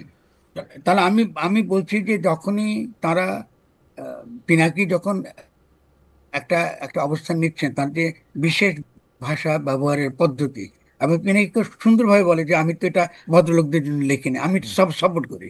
ফলে তাদের এই যে জনগণের কাছে ছড়িয়ে যাওয়া, একটা জনমত তৈরি করবো, এটি গুরুত্বপূর্ণ। আমি মনে করি যে আমার ভূমিকাটা যদি কিছু থেকে থাকে, আপনি যেভাবে হাজির করেছেন এই তিনজনের পাশাপাশি, আমার ভূমিকাটা হচ্ছে যে মূলত মূল মর্মটা, রাজনীতির মূল মর্মের জায়গাটা ধরিয়ে দেবার চেষ্টা করা, এবং এটাকে পিপলের কাছে নিয়ে যাবার দায়িত্ব তারা নানানভাবে তারা করেছে। অনেকে সমালোচনা করে তাদের এই তথ্যটা ঠিক নয়, বা অনেক সময় উস্কানি দিয়েছে, অনেক সময় তারা বম্ব সৃষ্টি করেছে। এই সমালোচনা থাকতে পারে, আমি সেটার মধ্যে প্রবেশ করছি না। যে কোনো রাজনীতি, যে কোনো রাজনৈতিক ক্যাম্পেইনটা অলওয়েজ সাধারণ মানুষের মধ্যে একটা জনমত তৈরি করার চেষ্টা, সেই থেকে তারা তাদের জায়গা থেকে করেছেন। ইনফ্লুয়েন্সার হিসেবে তারা ডেফিনেটলি সফল। আমি বলি যে এখন আমাদের কাজটা হচ্ছে যে আমরা একটা কম্প্রিহেন্সিভ একটা একটা বাংলাদেশকে গঠন করবার জন্য একটা কম্প্রিহেন্সিভ, আমি পুরনো ভাষা ব্যবহার করছি, রণনীতি এবং রণকৌশল আমরা তৈরি করতে পারি কিনা, যাতে পিনাকি বলুন কি ইলিয়াস বলুন কি আমাদের কনক সারার বলুন এবং আমরা এখানে যারা আছি, আমরা মিলিয়ে একটা একটা রণনীতি এবং রণকৌশল, একটা যে নীতি, আমরা কি চাই, আমরা এই নতুন রাষ্ট্র গঠন করতে চাই, সেই রাষ্ট্রের রূপটা কেমন হবে, সেটা ওকে একটা আলোচনার ব্যাপার আছে। ওকে তারপরে আসবে কৌশলের প্রশ্ন, ওকে। এটা আমরা কি করে বাস্তবায়িত আমি করব। আমি এই জায়গায় যদি আমরা এইটা আমার পৌঁছাতে পারি, এইটা এটা আমার একটা বিরাট। এইটা আমার দ্বিতীয় প্রসঙ্গ। আপনি মোটামুটিভাবে সরকার প্রধান, সেনা প্রধান, বিএনপি, জামাত, এনসিপি, ইসলামী দলগুলো, আমাদের সোশ্যাল মিডিয়া ইনফ্লুয়েন্সারদের মধ্যে যেই তিনজনের কথা আপনি আলাদা আলাদা করে বললেন, তাদের সবার সম্পর্কে আপনি আপনার মতামত মন্তব্য দিয়েছেন, দর্শকরাও আপনাকে শুনেছেন। আমি এইবার আপনার কাছে এই বিষয়টা একটু বুঝতে চাই যে আপনি প্রথম থেকেই যে মানে 8 তারিখ থেকে আপনি বলছেন যে একটি প্রতিবিপ্লব, যেটাকে আপনি সাংবিধানিক প্রতিবিপ্লব বলছেন, সেটি হয়েছে। আপনি সরকার বদলের কথা আপনি আগেও বলেছেন, সরকার হয়তো আমেরিকানরাই বদলায় দিবে, রাষ্ট্রের ব্যাপারটা নিয়ে আপনি কথা বলেছেন। কিন্তু আমার একদম স্পেসিফিক প্রশ্ন, আপনি যদি রাষ্ট্রের বদল করতে চান, সেই ক্ষেত্রে আপনি দায়িত্বটা কাকে দিবেন, কি উপায়ে দিবেন? ধরা যাক আপনি যদি ডক্টর মোহাম্মদ ইউনূসকেই বলতেন যে তুমি রাষ্ট্রের বদলটা সম্পন্ন করো, যেটা আপনি বিএনপির চাপের কথা বলতেছিলেন, সেইটা আপনি মানে কিভাবে পিক করতেন যে এটা ডক্টর মোহাম্মদ ইউনূস, এটা ফরহাদ মজন না, এইটা আলী রিয়াজ না, এটা ডক্টর মোহাম্মদ ইউনূস? এই পিকটা আপনি কিভাবে করতেন, মানে এইটা কিভাবে সম্ভব হতো? এটা যদি আমাদের একটু বলেন, যে আমরা যদি আপনার তর্কের প্রেমিসটা পুরো ধরেও নেই যে হ্যাঁ আমাদের রাষ্ট্রের এই জিনিসগুলি তো বদলাইতেই হবে, না বদলায় আমরা সরকার বদলায় আমাদের ফায়দাটা কি আসলে? আপনি এটা আসলে কিভাবে তাদেরকে চিহ্নিত করবেন? মানে আমাদের তো কোনো সাদা ঘোড়া পাঠানোর উপায় নাই। জি প্রথমত হলো যে এই বিষয়টা কিন্তু আমি অনেকবার বলেছি, আবারও বলি, এটা জি একটু একটু একটু আরেকবার বলছি। জি সেটা হলো আমি বারবারই বলেছি ডক্টর ইউনূসকে পূর্ণ ক্ষমতা সম্পন্ন অন্তর্বর্তীকালীন সরকারের প্রধান হিসেবে আমাদেরকে ঘোষণা করতে হবে, এটা হলো প্রথম কাজ। ওকে কারণ তিনি কিন্তু পূর্ণ ক্ষমতা সম্পন্ন নন। তিনি হুম উপদেষ্টা, কার উপদেষ্টা? তিনি চুপ্পুর উপদেষ্টা। হুম চুপ্পু কার প্রেসিডেন্ট? শেখ হাসিনার প্রেসিডেন্ট। হুম এবং তিনি বাংলাদেশের বিদ্যমান সংবিধানের অধীনে। হুম ফলে আমরা কি করেছি, আমরা একটা ঘোড়ায় চড়তে চাইছি, যে ঘোড়ার 4 পা কাটা, হুম এই ঘোড়া দৌড়াতে পারেনি। তো একে দিয়ে তো আমার কোনো লাভ হচ্ছে না। ফলে ডক্টর ইউনূসের দোষ আকার আমি দেখবো না। কারণ ওকে আমাদের যে অজ্ঞতা, রাষ্ট্র সম্পর্কে আমাদের যে মারাত্মক রকম চিন্তার অভাব, আমাদের বুদ্ধিবৃত্তিক পশ্চাৎপদতা, এই জন্য আমরা 5 তারিখে জনগণের হাতে একটা গাঠনিক ক্ষমতা আসা সত্ত্বেও জনগণ সেই গাঠনিক ক্ষমতাকে তারা ব্যবহার করতে পারলো না। তারা শেষ পর্যন্ত আবারও শেখ হাসিনা রাষ্ট্রটাকে তারা হুম রেখে দিল। হুম ফলে প্রথম কাজটা হচ্ছে ডক্টর ইউনূসকে পূর্ণ ক্ষমতা, এখন আমি মনে করি না ডক্টর না ইউনূসকে ফরহাদ পূর্ণ ভাই, ক্ষমতা ফরহাদ ভাই, আমরা সম্পন্ন। আমরা আমরা কিভাবে আপনি এটা করবেন সেইটা আমরা আলোচনা আসবো। আপনি কিভাবে তাকে সিলেক্ট করবেন এই আলোচনাটা যদি আমাকে আগে বলতেন। কারণ আমরা আমরা কাকে সিলেক্ট করবো? হ্যাঁ, কিভাবে সিলেক্ট করবেন, মানে ডক্টর ইউনূসকে কিভাবে সিলেক্ট করবেন, মানে পূর্ণ ক্ষমতা দিবেন, অর্ধেক ক্ষমতা দিবেন, এখন সেটা তো আপনি পরে দিয়েন। সিলেকশন প্রক্রিয়াটা আপনি আমাকে একটু আগে বলেন না, যে সিলেকশন ওয়াই। প্রক্রিয়াতে তখন তো এটা তো হিস্টোরিক্যালি ঘটেছে খালেদ, এটাকে তো আন্ডু করার তো কোনো উপায় নেই। ওকে। আর যদি আমরা আন্ডু করতে চাই, তাহলে আমাদের আলোচনা করতে পারি, সমস্যা নেই আমাদের। না কিন্তু আমরা যেভাবেই করি না কেন, না আমরা যেভাবেই একটা করি না কেন। ফরহাদ ভাই, একটু ধাপে ধাপে বোঝার জন্য, আমরা একটা গণ অভ্যুত্থান দেখলাম, গণ অভ্যুত্থানের পরে আমরা একটা সরকারকে পালায় যেতে দেখলাম, সরকার এখন নাই, আমাদের এখন একটা সরকার লাগবে। এখন আমি যে ডক্টর ইউনূসকে আনলাম, আমি তো দেখলাম যে আমাদের যে বর্তমান সেনাপ্রধান আছে, একজন উপদেষ্টাই বললেন তিনি চান নাই, তিনি মনে করছেন যে ডক্টর ইউনূস তো 30% লোকের কাছে অন্তত বিতর্কিত, আমরা কেন মাত্র 70% লোকরে সারা মানুষের লোক হিসেবে আনবো। তো এই সিলেকশন প্রক্রিয়াটা আমি কেমনে করতাম, কারণ আমার কাছে কি মনে হয় ফরহাদ ভাই, আপনার এগুলি বইলা যেতে হবে। কারণ হচ্ছে যে এরকম পরিস্থিতি আমরা ভবিষ্যতেও সামনে আসতে পারে আর কি, আমি চাই যে ব্যাপারটা এরকম না, আসতে পারে। আমি সিলেকশন প্রসেসটা জানতে চাইতেছি আজকে, 50 বছর পরে, 20 বছর পরে। না ঠিক আছে, প্রথমত তো ডক্টর ইউনূসের সিলেকশন পদ্ধতি একটা হিস্টোরিক্যালি ঘটেছে। ডক্টর ইউনূস তো আমরা সেভাবে তো আমরা তাকে করি নাই। গণ অভ্যুত্থানটা এরকমই হয়। হুম এখন গণ অভ্যুত্থানের সেখানে যদি নাহিদও যদি তার নিজেকে হুম বলতো আমি রাষ্ট্রের ক্ষমতা গ্রহণ করলাম, এটা হুম গ্রহণযোগ্য হতো। এটা গ্রহণযোগ্য হতো। কারণ জি, পলিটিক্যালি গণ অভ্যুত্থানের পরে তাই হয়, আইন নাই, তাই এবং হয়, সে আইন, রাইট, এক্স্যাক্টলি। তাই হয়। সামরিক অভ্যুত্থানে যখন কি বলে, যদি সেনার প্রধান এসে যদি বলে সংবিধান স্থগিত হুম এবং আজ থেকে আমাদের ফরমানের উপর দেশ চলবে, তো গণ অভ্যুত্থান চলতে পারবে না কেন? অবশ্যই চলতে পারবে। অবশ্যই পারবে। কিন্তু হিস্টোরিক্যালি ঘটনা ঘটে, রাইট, হিস্টোরিক্যালি ডক্টর ইউনূসের নির্বাচন পদ্ধতিটা ছাত্রদের দ্বারাই হয়েছে যতদূর আমি জানি। হুম অন্য কোনো ভুল যদি তথ্য থাকে থাকতে পারে, ছাত্ররা কেন করেছে তাদের আমরা এটাকে মন্দ বলতে পারি না, আম, এটাকে আবার ভালো বলতে পারছে না। কারণটা হলো যে এই মন্দ কেন বলতে পারছে না, কারণ আন্তর্জাতিক ভূরাজনৈতিক যে সকল সমস্যাগুলো ছিল, তাকে যদি আমরা মোকাবেলা করতে চাই, তাহলে ডক্টর ইউনূসের নির্বাচনটা সঠিক ছিল। ওকে, এটা আমি মাইনা নিলাম। 2 নাম্বার হলো ডক্টর, আচ্ছা 2 নাম্বার আমি শেষ জি করি একটা জি করি, জি কারণ ইম্পর্টেন্ট, জি বাকিগুলো ইম্পর্টেন্ট। জি 2 নাম্বার হলো আমরা অনেকেই বুঝতে পারি নাই যে ডক্টর ইউনূস এটা তিনি আসবার পরে তিনি একটা সেনার সমর্থিত উপদেষ্টা সরকার মেনে নেবেন। হুম কারণ তাকে আমরা অনেক বড় সম্মান দিয়ে এনেছিলাম, হুম এটা তিনি মেনে নিয়েছেন। এটা আমরা তো অ্যান্টিসিপেট করতে পারি নাই, কারণ তার তো উচিত ছিল আমি সেনার সমর্থিত বসে চাই নাই, আমি একটা অন্তর্বর্তীকালীন সরকার চাই। আমি যে অন্তর্বর্তীকালীন সরকার একটা নতুন গঠনতান্ত্রিক প্রক্রিয়া শুরু করবে, এবং তার কিভাবে করতে হবে তার ফর্মুলা আমি বারবারই প্রথম দিন থেকে দিয়ে এসেছি। যে তিনি এসে বলবেন যে আমরা আজকে থেকে এই অন্তর্বর্তীকালীন সরকার ক্ষমতা গ্রহণ করেছে, এবং বিদ্যমান যা আইন আছে সে আইন অনুসারে রাষ্ট্র চলবে। শুধুমাত্র যে সকল আইন আন্তর্জাতিক আইনের সঙ্গে সাংঘর্ষিক, এগুলো বাতিল হয়ে যাবে। এবং আমাদের প্রথম প্রথম এবং প্রধান কাজ হচ্ছে একটা নতুন গঠনতন্ত্র উপহার দেওয়া।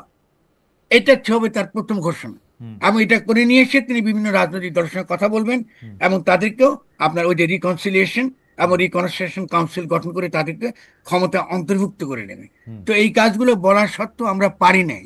এখন না পারার কারণটা হচ্ছে যে হয়তো আমাদের রাজনৈতিক শক্তি, দলীয় শক্তিটা দুর্বল ছিল, হুজির ওকে। কিন্তু আমরা তো একটা অভিজ্ঞতা যদি এখন গেছি, হুম এখন তো আমরা চিন্তা করতে পারি যে আমাদের নির্বাচন আমাদের সমস্যার কোনো সমাধান করবে না। এবং এটাকে বিএনপিকে বুঝতে হবে। বিএনপিকে আমি সমালোচনা করি এই কারণে যে আমরা চাই বিএনপির মধ্যে হুঁশ আসুক এবং আমরা একটা গণপরিষদে একটা নতুন গঠনতন্ত্র প্রণয়নের প্রক্রিয়া আমাদেরকে যেতেই হবে। যদি আমরা এটাকে বাধা দিই এবং এটাকে আমরা এড়িয়ে যাই, বাংলাদেশ একটা মারাত্মক রকম বিরোধ, দ্বন্দ্ব এবং হয়তোবা গৃহযুদ্ধের মধ্যে ঢুকবে। কারণ জনগণের যে প্রত্যাশা, তার যে চাওয়া পাওয়া, এটা আমরা মেটাতে পারবো না। এবং বিচারের কথা ছাত্ররা যেটা বলছে, দেখা যাবে যে বিচার করা অসম্ভব, কারণ শেখ হাসিনার আইনের অধীনেই তো আপনি বিচার করতে চাইছেন। ওকে। আপনি খেয়াল করেন কি সমস্যাটা করছেন।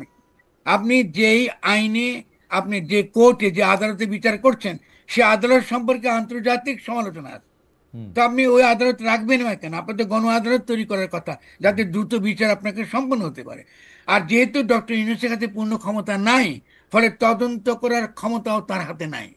ফলে এগুলো তো বুঝার বিষয়, এটা তো অত্যন্ত কাণ্ডজ্ঞানের না বিষয়। কিন্তু ফলে পূর্ণ কিন্তু কিন্তু কিন্তু ক্ষমতা ফরহাদ ভাই, সম্পন্ন অন্তর্বর্তীকালীন ফরহাদ ভাই, ডক্টর মোহাম্মদ ইউনূস যতটা মানে পশ্চিমা, মানে আমি যদি বলি যে উনি যতটা পশ্চিমা লোক বা পশ্চিমা শিক্ষায় শিক্ষিত লোক, উনি কি একটা গণ আদালত করার বা সংবিধান স্থগিত করে বা যেটা আপনি প্রথম থেকে বলতেছিলেন ছুঁড়ে ফেলে দিয়ে ধরেন শহীদ মিনারের শপথ নিয়ে একটা লোক, উনি তো খুবই কাঠামো, মানে উনি তো খুবই স্ট্রাকচারাল মানুষ, মানে উনার পক্ষে কি এটার বিকল্প আর কোনো কিছু করা সম্ভব ছিল কিনা প্র্যাকটিক্যালি, যেই কারণে এটা উনি করে নাই।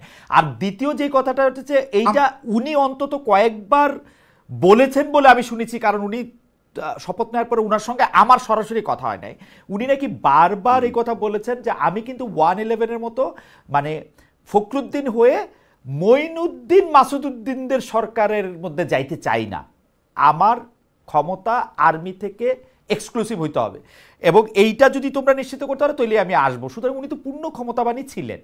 আপনি যদি একটু আপনি যদি এইটা নিয়ে একটু এটা নিয়ে যদি একটু আপনি বলতেন। শুনুন, ক্ষমতার প্রশ্নটা শুধু ভূরাজনৈতিক শক্তির বলে হয় না। ভূরাজনৈতিক শক্তির বলে হয় না। রাষ্ট্রের যে পুরনো যে রাষ্ট্রটা, কলোনিয়াল যে রাষ্ট্রটা আমরা ধারণ করছি, ফলে সে রাষ্ট্রটাই তো নড়বড়ে। আমি এটা দ্বারা তো কোনো মৌলিক কোনো পরিবর্তন কিছু করতে পারবো না। দেখেন, আপনাকে ডক্টর ইউনূসকে আনডান করে দিয়েছে, তার বিভিন্ন রকম কাজকে বিভিন্ন সময় কিন্তু আপনার প্রতিবন্ধকতা তৈরি করেছে আমলাতন্ত্র। তিনি পারেন না এটা করতে, এটা সম্ভব না তার পক্ষে করা। আর দ্বিতীয়ত, তিনি যেহেতু শপথ নিয়েছেন এই পুরনো সংবিধানের অধীনে, ফলে পুরনো আদালত রয়ে গেছে, পুরনো আইনই আছে আর পুরনো প্রক্রিয়ায় আছে। আপনি যে এখন যে আপনার ওই যে মামলা করতেছেন, একজনের সঙ্গে আরো 100 জন জুড়ে দিচ্ছেন, এইটা মোকাবেলা করতে করতেই তো তার দিন শেষ হয়ে যাচ্ছে, তার পক্ষে সম্ভব না এটা করা। ফলে সেই জন্য আপনাকে পূর্ণ ক্ষমতা লাগবেই। এটা কিন্তু আমরা কিন্তু গত 1 ফরহাদ ভাই, বছরে কিন্তু ফরহাদ ভাই, এটা আপনার কাছে কি প্রমাণিত হয়েছে। আপনার কাছে কি মনে হয় না যে বলুন। ক্ষমতা জিনিসটা অনেকটা উপলব্ধি করারও বিষয়?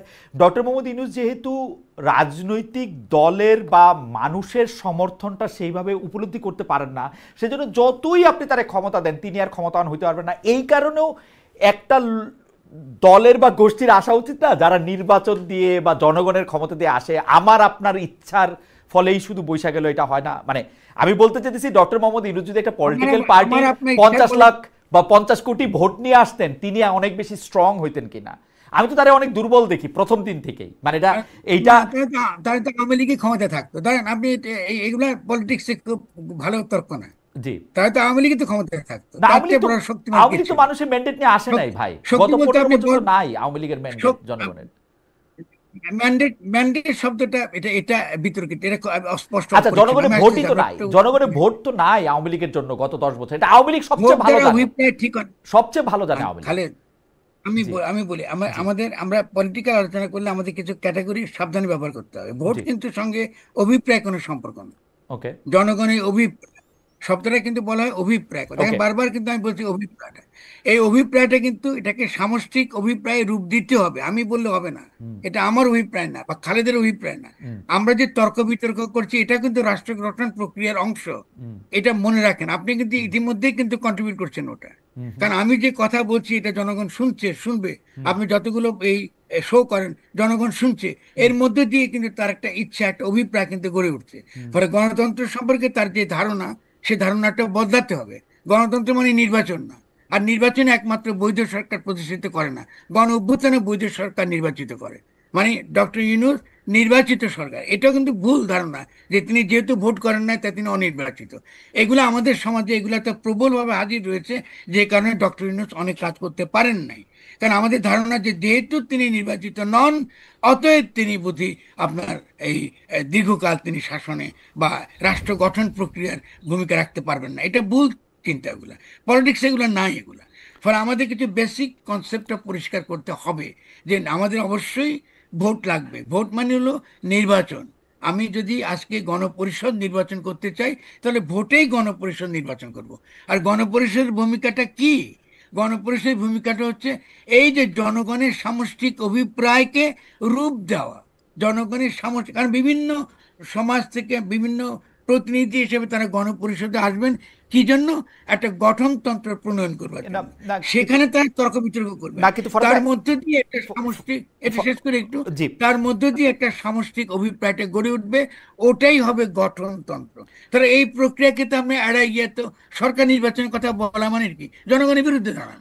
আর তো কোনো আর কি না হতে পারে? ফরহাদ ভাই, আমি জনগণের কেন আপনি রেখে দেবেন না? ফরহাদ ভাই, আমি এই যে মানে আজকে এই শোটা করি বলেই, বা আমার যেহেতু কমেন্টের জায়গাটা উন্মুক্ত থাকে, লোকজন আমাদেরকে ভোট দিয়েও জানায় যে কোন পক্ষে তারা কি মনে করছে, কমেন্ট করে দেখে আমি আসলে অনেক বেশি কনফিউজ হই। আপনার একই কথার সূত্র ধরে আমার এখানে যারা মতামত দিচ্ছেন তারা বলতেছেন একই কথা সূত্র ধরে, আপনি বুঝতেছেন যে ধর্ম নিয়ে আপনি যে কথা বলছেন সেই কথা সূত্র ধরে কেউ বলতেছেন যে আপনি ঠিক বলছেন, এই সংখ্যা অবশ্য কম, অধিকাংশই বলতেছেন আমাকে দোষী করতেছেন, কারণ আমি যথেষ্ট পড়ালেখা জানার লোক না যে আপনাকে ঠিকমতো প্রশ্ন করতে পারি, কেন একজন আলেমকে আনা হয় নাই যিনি আপনাকে আসলে এই বিষয়গুলি বলতে পারবেন সেরকম। আবার পাশাপাশি এই মতামত আসে যে আমি ইচ্ছা করে এরকম একটা বিতর্ক উস্কে দিচ্ছি যাতে একটা বিতর্ক সৃষ্টি হয়। সুতরাং মানে জনগণের অভিপ্রায় বোঝা তো ফরহাদ ভাই, আমি আমি আমার মানে আমি একই জায়গা থেকে আমি 4 রকমের অভিপ্রায় পাই আসলে। মানে খুব ভালো উত্তর দিচ্ছে আপনাকে, জি যারা আপনাকে জি মন্তব্য করেছে তাদেরকে আমি উত্তর দিচ্ছি। জি আপনি 47 সালে আমরা পাকিস্তান পেয়েছি, জি তাহলে আপনার 47 থেকে আরম্ভ করে আমরা কয়দিন পরে আবার 72 সালে বাংলাদেশ কেন চাইলাম? ফলে অভিপ্রায় তো পরিবর্তন হয়, বিবর্তিত হয়, এটা ইতিহাস তো, it's a part of the history, 1 নম্বর। 2 নম্বর, ইসলামে আলেম বলে কোরআন হাদিসে যারা পড়াশোনা করে এদেরকে আলেম বলে না। আলেম মানে জ্ঞানী ব্যক্তি। ফলে আপনি জ্ঞানী ব্যক্তির ধারণাটা আপনি যে অনইসলামিক একটা ধারণা প্রয়োগ করবেন, এটা তো হবে না। 3 নম্বর হলো যারা আলেম ব্যক্তি, আমি যে ভুল বলছি এটা তারা ব্যাখ্যা করে বলুক। আমাকে যে আপনার এখানে বক্তব্য দিতে হবে এমন তো কোনো কথা নাই। আমি তো দেখি নাই যে তারা কেউ আমার সঙ্গে তর্ক করতে এসছে।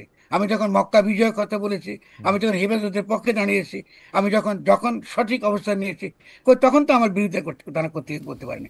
আমি এখনো মনে করি তারা যে তথাকথিত তাদের যে কোরআনের ব্যাখ্যা, এটা তাদের ব্যাখ্যা, তাদের তাফসির, এবং এই তাফসির গুলো একটা ট্রাইবাল সমাজের তাফসির, এবং এই তাফসির গুলো ফান্ডেড, অধিকাংশ ক্ষেত্রে ফান্ডেড বাই সৌদি আরবিয়ার মতন রাজতান্ত্রিক। এটা ইম্পর্টেন্ট পলিটিক্যাল হিস্ট্রি। ফরহাদ ভাই, আপনি আমার একটু বলেন, আমি কিন্তু দেখছি যে এটা কিন্তু আজকে না, মানে ইন্ডিপেন্ডেন্ট টেলিভিশনের থেকেও আপনার বহু সময় এরকম শুনছি আপনাকে নিয়ে টকশো করা যাবে না, যেদিন শুনছি সেদিনই আপনাকে আমি জোর করে হলেও টকশোতে নিয়ে আসছি যে আপনার সাথে কথা বলা যাবে না কেন, এটা এসে আমাদের বইলা যান কেন এইটা।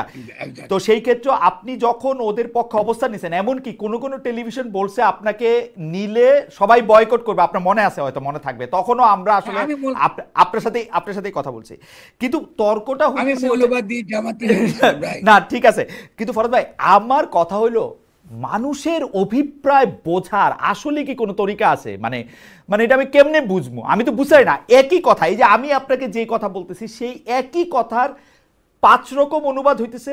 আমি যদি কাউরে পাই জানতে যে ভাই আমাকে একটু বলেন তো আপনি এটা কেমনে বুঝলেন, তখন উনি আমাকে রাশোমন এফেক্টের কথা বলেন, উনি আমাকে আকিরা কুরোসাওয়া শেখান। আমি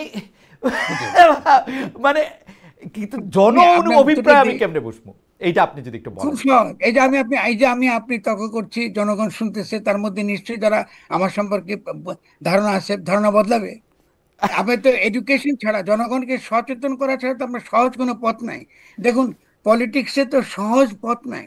রাষ্ট্র এমন একটা জিনিস যেটা আপনাকে অবশ্যই একটা পর্যায়ে জনগণের অভিপ্রায়ের উপর দাঁড়াতে হবে। যেমন ধরুন, আজকে যে জনগণের অভিপ্রায় যে ছিল, তো শেখ মুজিবের পেছনে তো ছিল। আপনি বাঙালি জাতিবাদের পক্ষে হুম তো ছিল, হুম সে অভিপ্রায় কি বদলায় নাই? হুম হুম। সে অভিপ্রায় কি আমরা বদলাইনি আলোচনা করে তর্ক না না করে? ফরদ ভাই, সেই অভিপ্রায় এবার ঘটনার প্রেক্ষিতে, সময়ের পরিপ্রেক্ষিতে তাপ এবং চাপ তো আসলে লোহাকেও গলা দিতে পারে, সেটা তো অন্য কথা। কিন্তু সেটা হলো জি একই মুহূর্তে আপনার কথা তিনভাবে অনুবাদ হচ্ছে, সেইটা আমি বলতে চাইতেছি যে আমি টেলে কেমনে অভিপ্রায় বুঝবো। লোকজন কি আপনাকে, আপনি যেটা বলতেছেন 8 আগস্ট থেকে আপনি সাংবিধানিক প্রতিবিপ্লবের কথা বলতেছেন, আপনি এই গঠনতন্ত্রের পরিবর্তন, মানে আপনি এই নামটাই এখন আর রাখতে চান না, সংবিধান গঠনতন্ত্র আপনি বলতে চান, রাইটলি বলেন হয়তো, কিন্তু এইটা কি বোঝা যাচ্ছে কিনা? আমরা একটু আগাই ফরদ ভাই, আমাদের এমনি সময় শেষ, আপনার অনুমতি নিয়ে আমরা একটু আরেকটু বেশি সময় থাকি, আমরা একটু আমার অসুবিধা নেই। আচ্ছা। সেই ক্ষেত্রে হলো যে আমি এইটার মধ্যে করতে চাই যে মার্কিন যুক্তরাষ্ট্রের সঙ্গে একটা সফল টেরিফ নেগোসিয়েশন বাংলাদেশ করছে। তবে মার্কিন যুক্তরাষ্ট্রকে আপনি আসলে একটা বক্তৃতা আপনার আমি শুনতে চাইতেছিলাম যে আপনি মার্কিন যুক্তরাষ্ট্রকে একটা দেশই আপনি বলতে চান না, এটাকে আপনি একটা ইসরায়েল, একটা রাষ্ট্র, এইটার একটা প্রতিচ্ছবি এরকম একটা আপনি বলতেছিলেন। তো সেইখানে আমরা এটা জানতে চাইছিলাম যে তোমরা আসলে কি দিলা বা কেমনে নেগোসিয়েশনটা করলা কেমনে, নাকি এর যে ক্রেডিট তোমারে আমরা দিব এতে আমাদের কি হইলো। সেই ক্ষেত্রে আমরা শুনলাম যে এখানে একটা নন ডিসক্লোজার এগ্রিমেন্ট আছে। আমরা জানলাম যে একজন উপদেষ্টা বললো যে না এটা আমরা জানতে চাই, সেই উপদেষ্টাকে আবার ভুল বললো হচ্ছে সরকারের মুখপাত্র বলে আমরা তাকে চাই আমাদের শফিক ভাই। এইটাকে আপনি আসলে কি হয় দেখেন, আপনাদের যদি সংক্ষেপে বলেন, আমাদের আরো কয়েকটা বিষয় আছে আসলে। না, আমি প্রথমত আপনার ধরুন আমি বলবো যে আপনার আহ, যে যে উপদেষ্টাই বলেছেন তিনি একটা কথা খুব পরিষ্কার বলেছেন, তিনি নাগরিক হিসেবে বলেছেন। তিনি যে একটা পার্থক্যটা রেখেছেন যে সরকার হিসেবে বলা আর নাগরিক হিসেবে আমি অস্বস্তি বোধ করি, এটা খুবই পরিষ্কার ছিল সেই জায়গাতে। জি। তো এটা একটুখানি দুঃখজনক যে আমি শনিবার যদি এটা মনোযোগ দিয়ে খেয়াল করতেন, তাহলে তিনি ওই যেভাবে তিনি বলেছেন উনি ভুল বলেছেন এই হুম শব্দটা তিনি ব্যবহার করতেন না, কারণ উনি প্রাজ্ঞ সাংবাদিক। হুম হুম তার উচিত ছিল যে এটা সরকার বিরোধী অবস্থান হয়েছে না, যে হুম ভুল বলেছেন তিনি ভুল কিছু বলেননি।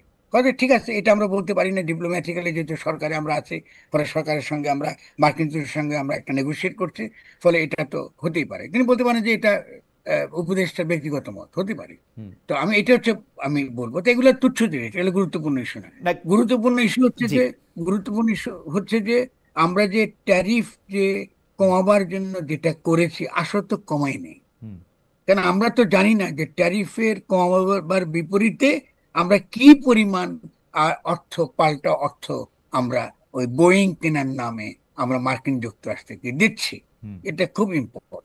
2 নম্বরটা হচ্ছে যে আমরা কি সারা জীবন এই যে দর্জির দোকানকে কি বলে ইন্ডাস্ট্রি বলে চালাবো, আর কতদিন চালাবো? আমাদের যে গার্মেন্ট ইন্ডাস্ট্রিগুলো, এটাই তো মূল যেটা মার্কিন যুক্তরাষ্ট্রে যায়। আমাদের তো আরো তো ডাইভার্সিফিকেশন লাগবে, ইকোনমিক ডাইভার্সিফিকেশন লাগবে। জি। আমার ফলে আমরা একটা সেখান থেকে আমরা কাপড়ও কিনি বাইরে থেকে, মেশিনও কিনি বাইরে থেকে। আমরা খালি কি সস্তা শ্রমটা অ্যাড করি। তো এই সস্তা শ্রমের অর্থনীতিকে রক্ষা করার জন্য আমাদেরকে এই ট্যারিফের জন্য আমরা আবার বোয়িং কিনতে যাবো কেন, বা কি কিনতে তা তো আমরা জানি না। হুম। আমরা এটা আর কি কি মূল্য দিচ্ছি, ফলে এটা গ্রহণযোগ্য হতে পারে না। ফলে সরকারের এটা সফলতার আকার আমি গ্রহণ করি না, ফরদ ভাই, আমরা সরকার এটা কেউই গ্রহণ। সরকার এটা লুকাইতে চাইতেছে কেন? মানে মানে বাংলাদেশ আসলে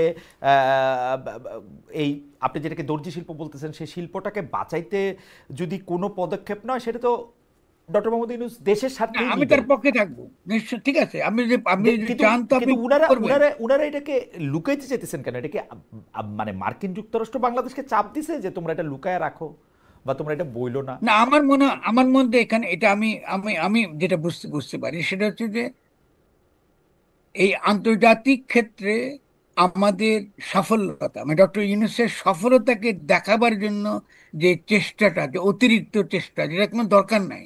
কারণ ভূ রাজনৈতিক, ইতিমধ্যে খেয়াল করেন, ভূ রাজনৈতিক ছবি এটা কিন্তু বলতে যাচ্ছে।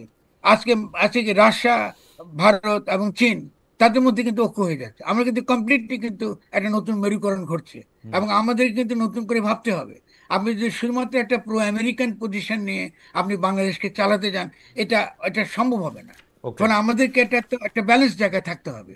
এবং সেদিক থেকে যে বিচক্ষণতা দরকার আমাদের, সেদিক থেকে যে আমাদের ভূরাজনৈতিক ক্ষেত্রে আমাদের যে আরো দূরদর্শী হওয়ার উচিত, এটা তো আমরা হচ্ছি না, সেটার অভাব আমি দেখছি সরকারের মধ্যে। তো আমি মনে করি যে অবশ্যই যে নন ডিসক্লোজার, এটাকে বলা হচ্ছে যে হ্যাঁ এটা ডিপ্লোম্যাটিক, কূটনৈতিক সম্পর্ক রক্ষার ক্ষেত্রে এটা হয়, এবং এটা তারা আমাদেরকে বোঝাচ্ছেন। আর আমরা জনগণের তরফ থেকে বলতে পারছি যে না, এটা আমাদের মেনে নিতে হবে, এমন কোনো যুক্তি নেই, তার কোনো যুক্তি নেই।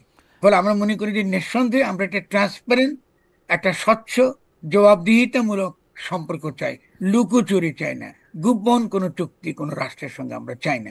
এটা তো ন্যায্য দাবি, ওকে, এটা তো চাইতেই পারি আমি নাগরিক ওকে। হিসেবে। ফলে এটাই হচ্ছে আমাদের প্রশ্ন। জনাব মুস্তাফিজুর রহমান এক প্রশ্ন অনেকবার করেছেন, আপনি যদি খুব সংক্ষেপে একটু বলেন, আওয়ামী লীগকে বাদ দিয়ে নির্বাচন করলে কি দেশে গণতন্ত্র ফিরে আসবে? ফরাদ ভাইকে আমার প্রশ্ন। আমেরিকা বাদ দেবো, তিনি কি বুঝাচ্ছেন আমি জানি না। হুম, ফ্যাসিজম তো আসতে পারবে না, ফ্যাসিস্ট শক্তি তো আসতে পারবে না। আর আওয়ামী লীগকে যদি হতে হয়, তাহলে আওয়ামী লীগের প্রথম তাকে নিজেকে তো আগে বদলাতে হবে। হুম, আওয়ামী লীগের তো একটা দায়িত্ব আছে, সে যে অপরাধগুলো করেছে তার জন্য অনুশোচনা, ক্ষমা প্রার্থনা করা। আপনি যে জামাতের কাছে ক্ষমা প্রার্থনা চান, তো আওয়ামী লীগের কাছে আমি ক্ষমা প্রার্থনা চাইতে পারি? এটা তো নিজের পক্ষে আমাকে চাইতে হবে। আপনি কিছুই চাইবেন না, তারপরে আমি নির্বাচন করতে চাইবেন, এটা কি করে হবে? আর দ্বিতীয়ত, আপনি এখনো ফ্যাসিস্ট দল আকারে থাকতে চাইছেন, আপনি এখনো বাংলাদেশের স্বার্থের বিরুদ্ধে ক্যাম্পেইন করছেন, তাহলে কি করে আওয়ামী লীগ আবার নির্বাচনে আসবে? এটা তো হতে পারে না। আর দ্বিতীয়ত, বিপদের জায়গা তো অন্যত্র, কারণ আওয়ামী লীগ তো এসে বিএনপির সঙ্গে হাত মেলাচ্ছে। কারণ ওকে, পরাজিত শক্তি আকারে নির্বাচনের নামে যেখানে আমরা আপত্তি করছি, যে নির্বাচনের নামে তো আপনি পরাজিত শক্তিকে আবার পুনর্বাসিত করছেন, এখানে তো আমাদের বিপদের জায়গাগুলো। ফলে আমরা মনে করি যে এটা খুবই ভালো হবে যদি আওয়ামী লীগের একটা আত্মসমালোচনা আমরা দেখি, এবং ওকে, আওয়ামী লীগের ঐতিহাসিক অবদানটুকু আমরা, যারা আওয়ামী বিরোধী তথাকথিত, যারা একেবারে এক একটা আওয়ামী বিরোধী, তাদের আমি পক্ষে নই। আমরা মনে করি আওয়ামী লীগের যে ঐতিহাসিক অবদান আছে, এটাও আমাদেরকে আহ, আলোচনার মধ্যে আনতে হবে। ওকে, যদি আমরা সেই রাজনৈতিক প্রজ্ঞা দেখাই, এবং আমরা সেটা আমাদের উপর নির্ভর করবে, যদি দেখাই, তাহলে আওয়ামী লীগ নিশ্চয়ই ক্ষমতা আসবে। মুসলিম লীগ তো বিরাট একটা দল ছিল, এখন তো মুসলিম লীগ বলে কিছু নাই। হুম, তাতে খুব একটা ক্ষতি বৃদ্ধি হয়েছে বলে আমার মনে হয় না।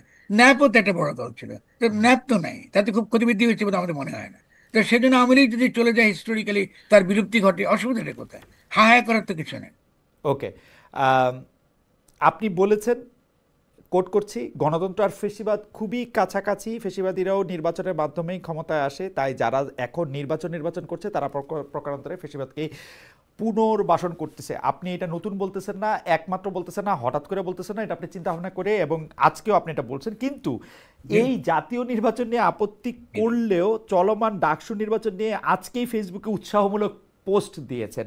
এইটার কারণ আপনি একটু বলবেন কিনা? আপনি বলেছেন দরকার বিশ্ববিদ্যালয় পুনর্গঠন, ডাকসু নির্বাচনের মধ্যে দিয়ে শিক্ষার্থীরা নতুন বাংলাদেশ গঠনের রাজনীতি শক্তিশালী করতে পারে কিনা এটাই এখন দেখবার বিষয়। আগে তো কখনো পারে নাই, ডাকসু থেকে আমরা অনেকেই বলেন যে কিছু পাই নাই। এই জায়গাটা থেকে যদি আমাদের বলেন, বাংলাদেশের রাজনীতিও যেমন ডাকসুও তেমন ভালো কিছু আসে নাই।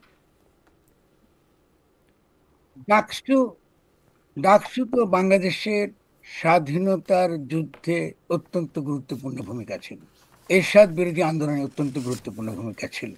এমনকি আপনার এই যে কোটা সংস্কার আন্দোলন থেকে আপনার বৈষম্য হীন এই যে সমাজ কায়েম করার আন্দোলনতে অত্যন্ত গুরুত্বপূর্ণ ভূমিকা ছিল। ফলে ডাকসুকে বলেছি আমি, ডাকসু হচ্ছে বাংলাদেশের রাজনীতির হৃৎপিণ্ড। কেন? কারণ ছাত্ররা হচ্ছে সবচেয়ে সংবেদনশীল। ফলে সমাজে যে রাজনৈতিক দ্বন্দ্ব সংঘাত, যে বিরোধ, তার কিন্তু প্রতিফলন ডাকসু নির্বাচনে ঘটে। মানে ডাকসু নির্বাচনে যদি আপনি একটা সঠিক একটা ছাত্র সংগঠন, বা ছাত্রদের যদি উপলব্ধি, তাদের যে রাজনৈতিক উপলব্ধি, তার যদি একটা স্বচ্ছ প্রকাশ ঘটে, এবং সেটা কিন্তু একটা পুরো বাংলাদেশে একটা একটা দিক নির্দেশনা তারা দিতে পারে। এই জন্য ডাকসু নির্বাচনকে আমি অত্যন্ত গুরুত্বপূর্ণ বলে মনে করি। তো এইটা আর রাষ্ট্র গঠনের যে প্রকল্প রাষ্ট্রীয় পর্যায়ে, এটা তো এক না, ডাকসু তো রাষ্ট্র না। তবে ডেফিনেটলি শিক্ষা ব্যবস্থা মাত্রই রাষ্ট্রের অংশ। কারণ শিক্ষা ব্যবস্থার মধ্য দিয়ে আমাদের যে রাজনৈতিক চেতনার বিবর্তন হয়, রাজনৈতিক চেতনার যে বিকাশ ঘটে, তার দ্বারাই কিন্তু আমরা একটা গণতান্ত্রিক রাষ্ট্র কায়েম করতে পারি। ফলে আপনি ঢাকা বিশ্ববিদ্যালয়ের পরিবেশ দ্বারা আমরা বুঝবো আগামী দিনে আমরা আদৌ একটা গণতান্ত্রিক বাংলাদেশ গঠন করতে পারবো কিনা। কারণ আপনি দ্বিতীয়ত হচ্ছে যে, আমরা তো বলি যে শিক্ষা একই সঙ্গে বলা হয় যে একটা ইডিওলজিক্যাল স্টেট অ্যাপারেটাস, মানে মতাদর্শিক ভাবে এই শিক্ষা ব্যবস্থাটাই এই রাষ্ট্রের যে ভিত্তিটা, তার যে নৈতিক ভিত্তি, তার যে অন্যান্য, তার যে আদর্শিক ভিত্তিটা, এটা কিন্তু শিক্ষা ব্যবস্থা তৈরি করে। ফলে শিক্ষা ব্যবস্থার প্রতি আমি অত্যন্ত মনোযোগী। আমি মনে করি যে এই শিক্ষা এবং সংস্কৃতি, এই দুটো ক্ষেত্র আগামী দিনের রাজনীতিতে অত্যন্ত নির্ধারক ভূমিকা রাখবে। এবং এখন যে আপনার সঙ্গে আমি কথা বলছি, এটাও কিন্তু শিক্ষা ব্যবস্থার অন্তর্গত। আপনি আমাকে প্রশ্ন করছেন, আমি উত্তর দেওয়ার চেষ্টা করছি, এবং হয়তো কিছু উত্তর দিতে পেরেছি, কিছু পারি না। এর মধ্যে দিয়ে জনগণ আমার পক্ষে বা আমার বিপক্ষে তার জনমত তৈরি হবে। এর মধ্য দিয়ে আমরা একটা সামষ্টিক অভিপ্রায়টা আমরা তৈরি করবো। এর কোনো বিকল্প নেই। আপনি আমার কি মনে হয় বলে ফরহাদ ভাই, শর্টকাটে কিছু করতে ফরহাদ পারবেন। ভাই আমি আপনাকে, আমরা যে পোলটা ক্ষমতায় থেকেছেন এটা নিয়ে নিশ্চয়ই প্রামাণ্য গ্রন্থ, দলিলাদি, গবেষণা, সেটা আমরা খুব শীঘ্রই বা সামনে আমরা পারি নিশ্চয়ই দেখতেও পারবো। পারেন। এই ক্ষোভটা জুলাইয়ের আন্দোলনে ভারত বিরোধিতা, ভারত বয়কট একটা বড় ঘটনা ছিল, কিন্তু এই সরকার ক্ষমতায় আসছে 1 বছরের বেশি সময় হচ্ছে, ভারতের সঙ্গে আমরা ওই চুক্তিগুলি আমরা বাতিল দেখি নাই, চুক্তিগুলি আসলে সামনেও দেখি নাই। এইটার কারণ কি? মানে ভারতই একতরফাভাবে তাদের চুক্তি বাতিল করে, তারপরে হচ্ছে আমাদের ভিসা কমায় দেয়, আমরা কি করব না করব সেটা ঠিক করে, মোদি সাহেব তার হোটেলের রুমে ইউনূস সাহেবকে ডেকে পাঠান। মানে এইগুলি সাধারণত এটা নিরপেক্ষ ভেন্যুতে হয়, কিন্তু আমি খোঁজ নিয়ে জানছি যে মোদি সাহেবের সাথে তার বৈঠক মোদি সাহেবের সুইটে হয়েছে। এগুলি কেন? মানে ডক্টর ইউনূস সাহেব এরম কেন? মানে মানে মানে উনার টিকি কোথায় বাধা? আমি ইউনূস সাহেবের পক্ষে, ওনার পক্ষে বা বিপক্ষে আমার তো কিছু বলা সরকারটা যদি একটু উচিত বলেন। জি, নয়, বা আমি সরকারটা এরকম বলতে কেন? চাইও না। না, প্রথমত আমি মনে করি যে আমরা তো সত্যি সত্যি সত্যি তো দিল্লির একটা আগ্রাসী এবং আধিপত্যের অধীনে রয়েছে। এটা তো সত্যি কথা। আমাদের ইনস্টিটিউশন গুলো কিন্তু এক দিল্লিমুখী। আমাদের সংস্কৃতিও দিল্লিমুখী, তারাও কিন্তু দিল্লিমুখী। যারা নিজেদেরকে ইসলামপন্থী বলে এবং দিল্লি বিরোধিতা করে, আমি জানি তারাও কিন্তু আসলে দিল্লিমুখী। আমি এটা এই ফাঁকে এটা বলে যাচ্ছি আপনাকে, যে আপনি যখন ওয়াজ করেন যে আপনার দাসের সঙ্গে সহবাস করা সঠিক কিনা, আপনি কিন্তু আসলে মোসাদের তত্ত্বগুলো প্রচার করেন। যে ইসলাম একটা অত্যন্ত বর্বরদের ধর্ম, এরা একমাত্র এই সেক্স ছাড়া কিছু বুঝে না। এই যে একটা ভাবমূর্তি ওয়াজের মধ্যে দেন, এবং এই যে একটা ভাবমূর্তি তৈরি করে যে একমাত্র পরকাল ছাড়া ইসলামের কোনো ইহলৌকিক কোনো তার কোনো কাজ নাই, এই চিন্তাগুলো কিন্তু যারা ফান্ড করে, এরা একান্তই কিন্তু ইসলাম বিরোধী শক্তি। ফলে আমি বলছি যে এগুলো কিন্তু ভারত থেকে প্রচারিত হয়, এটাই দেখানো হয় ভারতের গণমাধ্যমে। দেখো, এই হলো মুসলমানরা এটাই চিন্তা করে যে এই ব্যাপারটা। তো আমি বলছি যে ভারতের আমাদের প্রতি যে দৃষ্টিভঙ্গি, এটা শুধু কি আমাদের প্রতি? আপনি পশ্চিমবাংলাকে, বাংলা বিদ্বেষ বেড়েছে। আচ্ছা, পশ্চিমবাংলায় যথেষ্ট আন্দোলন সংগ্রাম চলছে, যেখানে তারা বাংলা ভাষাকে, আপনি বলছে বিজেপি এটাকে বলে বাংলাদেশি ভাষা। তারা বাংলা ভাষা বলে একটা ভাষা আছে, এটার অস্তিত্ব তারা স্বীকার করতে চায় না। পরে কেউ বাংলা বললে মনে করে এটা সবই হলো ওই কি বলে আপনি ওখানে চলে গেছে কাজের জন্য, মানে সব ভারতে গিয়ে তারা থাকতে যায়। ভারতে আপনার হানি কি মধু কি আপনার দুধের সরোবর বইছে, আর এখান থেকে সব আপনি যাইতেছে ভারতে, বাংলাদেশ থেকে। পরে বাংলা ভাষা বললেই তারা মনে করে এসব বাংলাদেশ থেকে আসছে। ফলে ভারতের মধ্যে, স্পেশালি উত্তর ভারতের হিন্দি ভাষী লোকজনদের মধ্যে একটা অংশ তো আছে যারা হিন্দুত্ববাদী। এদের তো একটা বিকৃত মস্তিষ্কের লোক। এদের তো আসলে কোনো বৃহত্তর ভারতের স্বার্থ ভাববার তো তাদের তো কোনো ইচ্ছা নাই। কারণ ভারত তো সত্যিকার অর্থে একটা বড় সাম্রাজ্য হতে পারে, কারণ মুঘল সাম্রাজ্য এখানেই ছিল। যখন আপনার মুঘলরা ছিলেন, সুলতানদের আমলে কিন্তু এটা একটা সুলতানিয়ত এটা ছিল। কিন্তু ভারত যদি মুসলমানদের প্রতি তার যে দৃষ্টিভঙ্গি, এবং বিশেষত তার প্রতিবেশীদের প্রতি তার যে দৃষ্টিভঙ্গি, এই দৃষ্টিভঙ্গি থেকে কাটিয়ে না উঠলে ভারতের আভ্যন্তরীণ ভারত স্থিতিশীল হতে পারবে না। এটা অসম্ভব। আপনি ওকে, 35% আপনি মুসলিম পপুলেশন নিয়ে আপনি মুসলমানদের বিরুদ্ধে সারাক্ষণ আপনি একটা মুসলিম নিধন, মুসলিম নির্মূল রাজনীতি করবেন, এটা কি সম্ভব? এটা অসম্ভব ব্যাপার। জি। ফলে ফরহাদ, আমরা তার শিকার হচ্ছি সারাক্ষণ। ফরহাদ ভাই, আমাদের আর 2টা প্রসঙ্গ আছে। একটা প্রসঙ্গ হচ্ছে যে আমার অনেক বন্ধু আমাকে ব্যক্তিগত মেসেজে জানাচ্ছেন যে এই 1971 সালের মুক্তিযুদ্ধে নিহতের সংখ্যা নিয়ে আপনি কোনো মন্তব্য করবেন কিনা? না, নিহতের মন্তব্য নিয়ে তো এইটা তর্কটা পুরনো শহীদের তর্ক। সংখ্যা নিয়ে এটা কোনো তো মন্তব্য করবেন না? জি। পুরনো, ডেফিনেটলি। আমি মনে করি যে আমাদের জন্য যেটা অত্যন্ত খারাপ হয়েছে, সেটা বিচার বিভাগ যখন এইসব ক্ষেত্রে হস্তক্ষেপ করে। ফলে ইতিহাসবিদদের উপর তো এটা ছেড়ে দেওয়া উচিত। কারণ আপনি যদি একজন লোকও মারা যায়, তাও তো মুক্তিযুদ্ধ বৈধ। এটা তো সংখ্যা দিয়ে এত ঠিক হয়নি। আপনি যদি পাকিস্তান যদি 25শে মার্চের রাত্রে গণহত্যা না চালাতো, তবুও বাংলাদেশের স্বাধীনতা ছিল বৈধ। তো ফলে আমরা কিন্তু এই কথাগুলো বলে আমাদের ক্ষতিটা হয় যে যেহেতু আমাদেরকে 30 লক্ষ লোক মারা গেছে, অতএব আমরা স্বাধীন হয়েছি। No, it is not true. আপনি যদি সিরাজ আলম খানদের যদি রাজনীতি আপনি দেখেন, তো তিনি তো তরুণ বয়স থেকে বাংলাদেশ স্বাধীন করার কথা বলেছেন। তার যে নেতা কি ছিল, তার নেতা ছিল সুভাষচন্দ্র বসু। তিনি তো চেয়েছেন যে আপনার সুবে বাংলা, যে আপনার বাংলা, বিহার, উড়িষ্যা, এটা তো তার একটা স্বাধীন, তার সত্তা ছিল। বাংলা ভাষা মিথিলা ভাষা, মৈথিলি ভাষা থেকে এসছে। বাংলা ভাষার সঙ্গে আপনার বিহারের সম্পর্ক আছে, উড়িষ্যার সম্পর্ক আছে খুব ক্লোজ। আসামের ভাষা বাংলা ভাষা অত্যন্ত কাছাকাছি। তাহলে একটা বৃহত্তর ভৌগোলিক অর্থে, ভাষা এবং সাংস্কৃতিক অর্থে একটা পরিমণ্ডল, একটা রাজনৈতিক পরিমণ্ডল তো আলাদা। এটা তো হিন্দুস্তানের অন্তর্গত ছিল না কখন। তারপরে এই চিন্তা তো কোনো অন্যায় কোনো চিন্তা নয়। আপনি তো ইংরেজদের মানচিত্র মানতে হবে একদম, এটা তো মানবার তো কোনো বাধ্যবাধকতা আমাদের নাই। কিন্তু তার মানে এই নয় যে কালকে আমরা, একটু বলি খালেদ, তার মানে এই নয় যে কালকে আমরা এই পশ্চিম বাংলাকে, নর্থ ইস্টকে বাংলাদেশের সঙ্গে একত্র করব। এটা আমাদের যুক্তি নয়। আমাদের যুক্তিটা হচ্ছে যে এই যে বৃহত্তর ভূগোল, এই ভূগোলের কথা মনে রেখে আমাদেরকে এই বিশ্ব সভায় যে আন্তর্জাতিক যে পুঁজিতান্ত্রিক ব্যবস্থা, যে গোলকায়ন ব্যবস্থা, এর মধ্যে আমাদের একটা একটা একটা একটা একটা রাজনীতি গড়ে তুলতে হবে।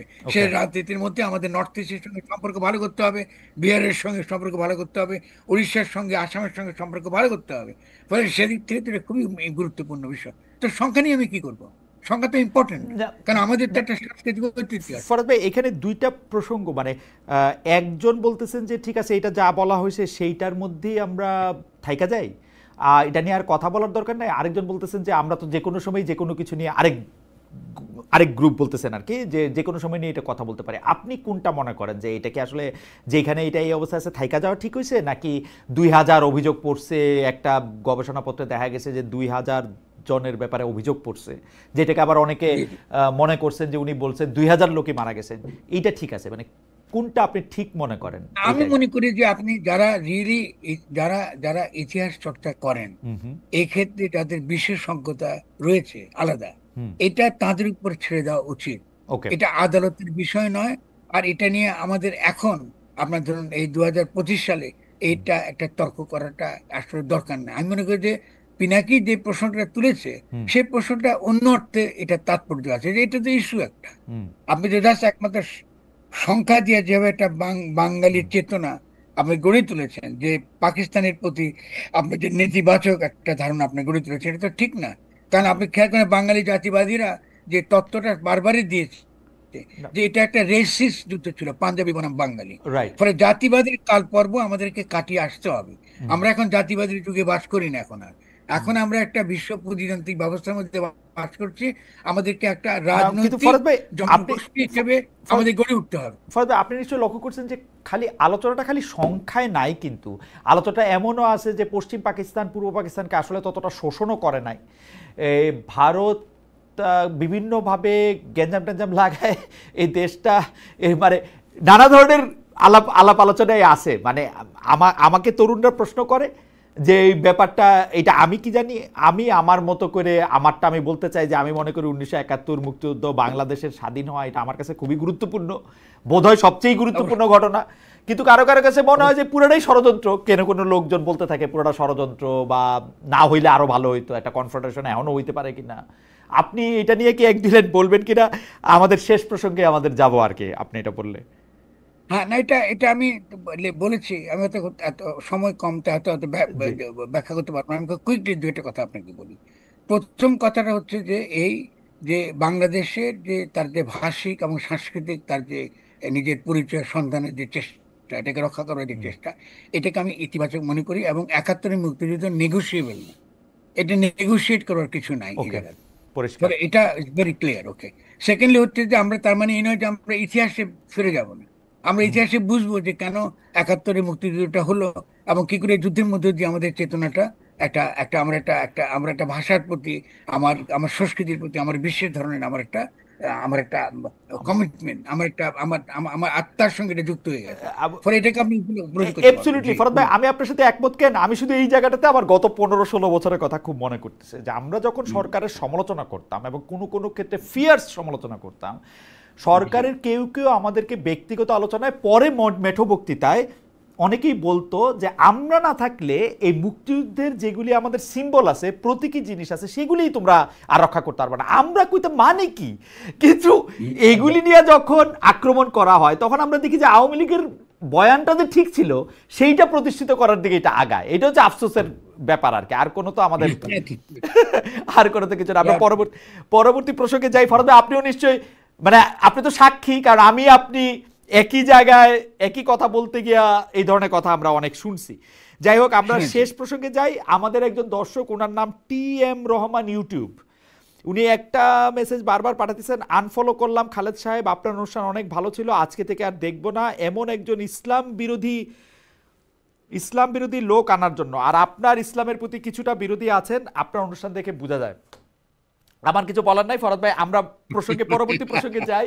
সেইটা হচ্ছে যে মানে এইটা একটু হাইপোথেটিক্যাল প্রশ্ন ফরহাদ ভাই। এইটা সরকার খুব জোর দিয়ে বলতেছেন যে একটা জাতীয় নির্বাচন হবে ফেব্রুয়ারির মাঝামাঝি সময়। আপনার কাছে কি মনে হয় ইলেকশনটা কবে হবে এবং ইলেকশনটা কিরকম হবে? এটা আমাদের শেষ প্রশ্ন, শেষ প্রসঙ্গ, আপনার কথা দিয়ে আমরা শেষ করতে চাই। আমি আমার নিজের যে তথ্য এবং এই বর্তমান বাস্তবতা সম্পর্কে আমার যতটুকু জানাশোনা, তাতে আমার কাছে মনে হয় এই সরকারের পক্ষে একটা সুষ্ঠু নির্বাচন করা অসম্ভব। ফলে নির্বাচন সরকার হয়তো চাইছেন, চাইবার উদ্দেশ্য হচ্ছে যে তারা এই জটিলতা থেকে মুক্ত হয়ে তারা চলে যেতে চাইছেন, কিন্তু এটা আমাদের সমাধান করবে না। কেন অসম্ভব আমি বলি, কারণ আপনি নির্বাচনটা আপনাকে করতে হবে যে সেনাবাহিনীকে দিয়ে, যাদেরকে আপনি ম্যাজিস্ট্রেসি ক্ষমতা দিয়েছেন। এবং সেনাবাহিনী দীর্ঘকাল, ইতিমধ্যে 1 বছর আপনি কিন্তু বাইরে, এবং ইতিমধ্যে আমরা দেখেছি গোপালগঞ্জে বা বিভিন্ন ক্ষেত্রে 4 জন লোক মারা গেছে। এটার দায়িত্ব কিন্তু সেনাবাহিনীকে নিতে হচ্ছে। কিন্তু এরপরে এই নির্বাচনেতে যদি আপনার হয়, এখানে যে দাঙ্গা হাঙ্গামার যে সম্ভাবনা আমি দেখছি বিভিন্ন দলের মধ্যে, আপনি প্রচুর স্বতন্ত্র পার্টি দাঁড়াবে, এবং সেটাকে নিয়ন্ত্রণ করবার জন্য যে প্রাতিষ্ঠানিক যে শক্তিটুকু আমাদের দরকার ছিল, যেমন পুলিশের সংস্কার, পুলিশকে আপনার কাজে ফিরিয়ে নিয়ে আসা, তারপরে আপনার নির্বাচন করবার জন্য আপনাকে তো এই বিভিন্ন কি বলে ভোট কেন্দ্রগুলোতে তো আপনার পরিচালনা করতে হবে ভোট করবার জন্য। এই সেরকম প্রশিক্ষিত ব্যক্তির অভাব, আরো নানান রকম আপনার প্রশাসনিক যে দুর্বলতা, এই প্রশাসনিক দুর্বলতার পরিপ্রেক্ষিতে আপনি কি করে নির্বাচনটা করবেন, এটা আমার মাথায় এখনো পরিষ্কার নয়। আরো আরো বৃহত্তর প্রশ্নটা হচ্ছে এই যে আপনি যখন নির্বাচনটা করবেন, আপনাকে তো যদি এই সরকারকে বৈধ সরকার আকারে আপনি প্রমাণ করতে চান, আপনি যদি না আনতে চান, যদি আপনি আনতে চান, তাহলে তো আপনাকে অবশ্যই 2/3 আসন পাশ করে আনতে হবে। যারা এসে ভোট দেবে, যে বর্তমান যে সরকার আপনার এই ডক্টর ইউনূসের যে সরকার, উপদেষ্টা সরকার, এটা একটা বৈধ সরকার ছিল, মানে রিট্রোঅ্যাক্টিভলি 142 অনুচ্ছেদ দ্বারা এটাকে বৈধ করতে হবে। তো আপনি তার মানে নির্বাচন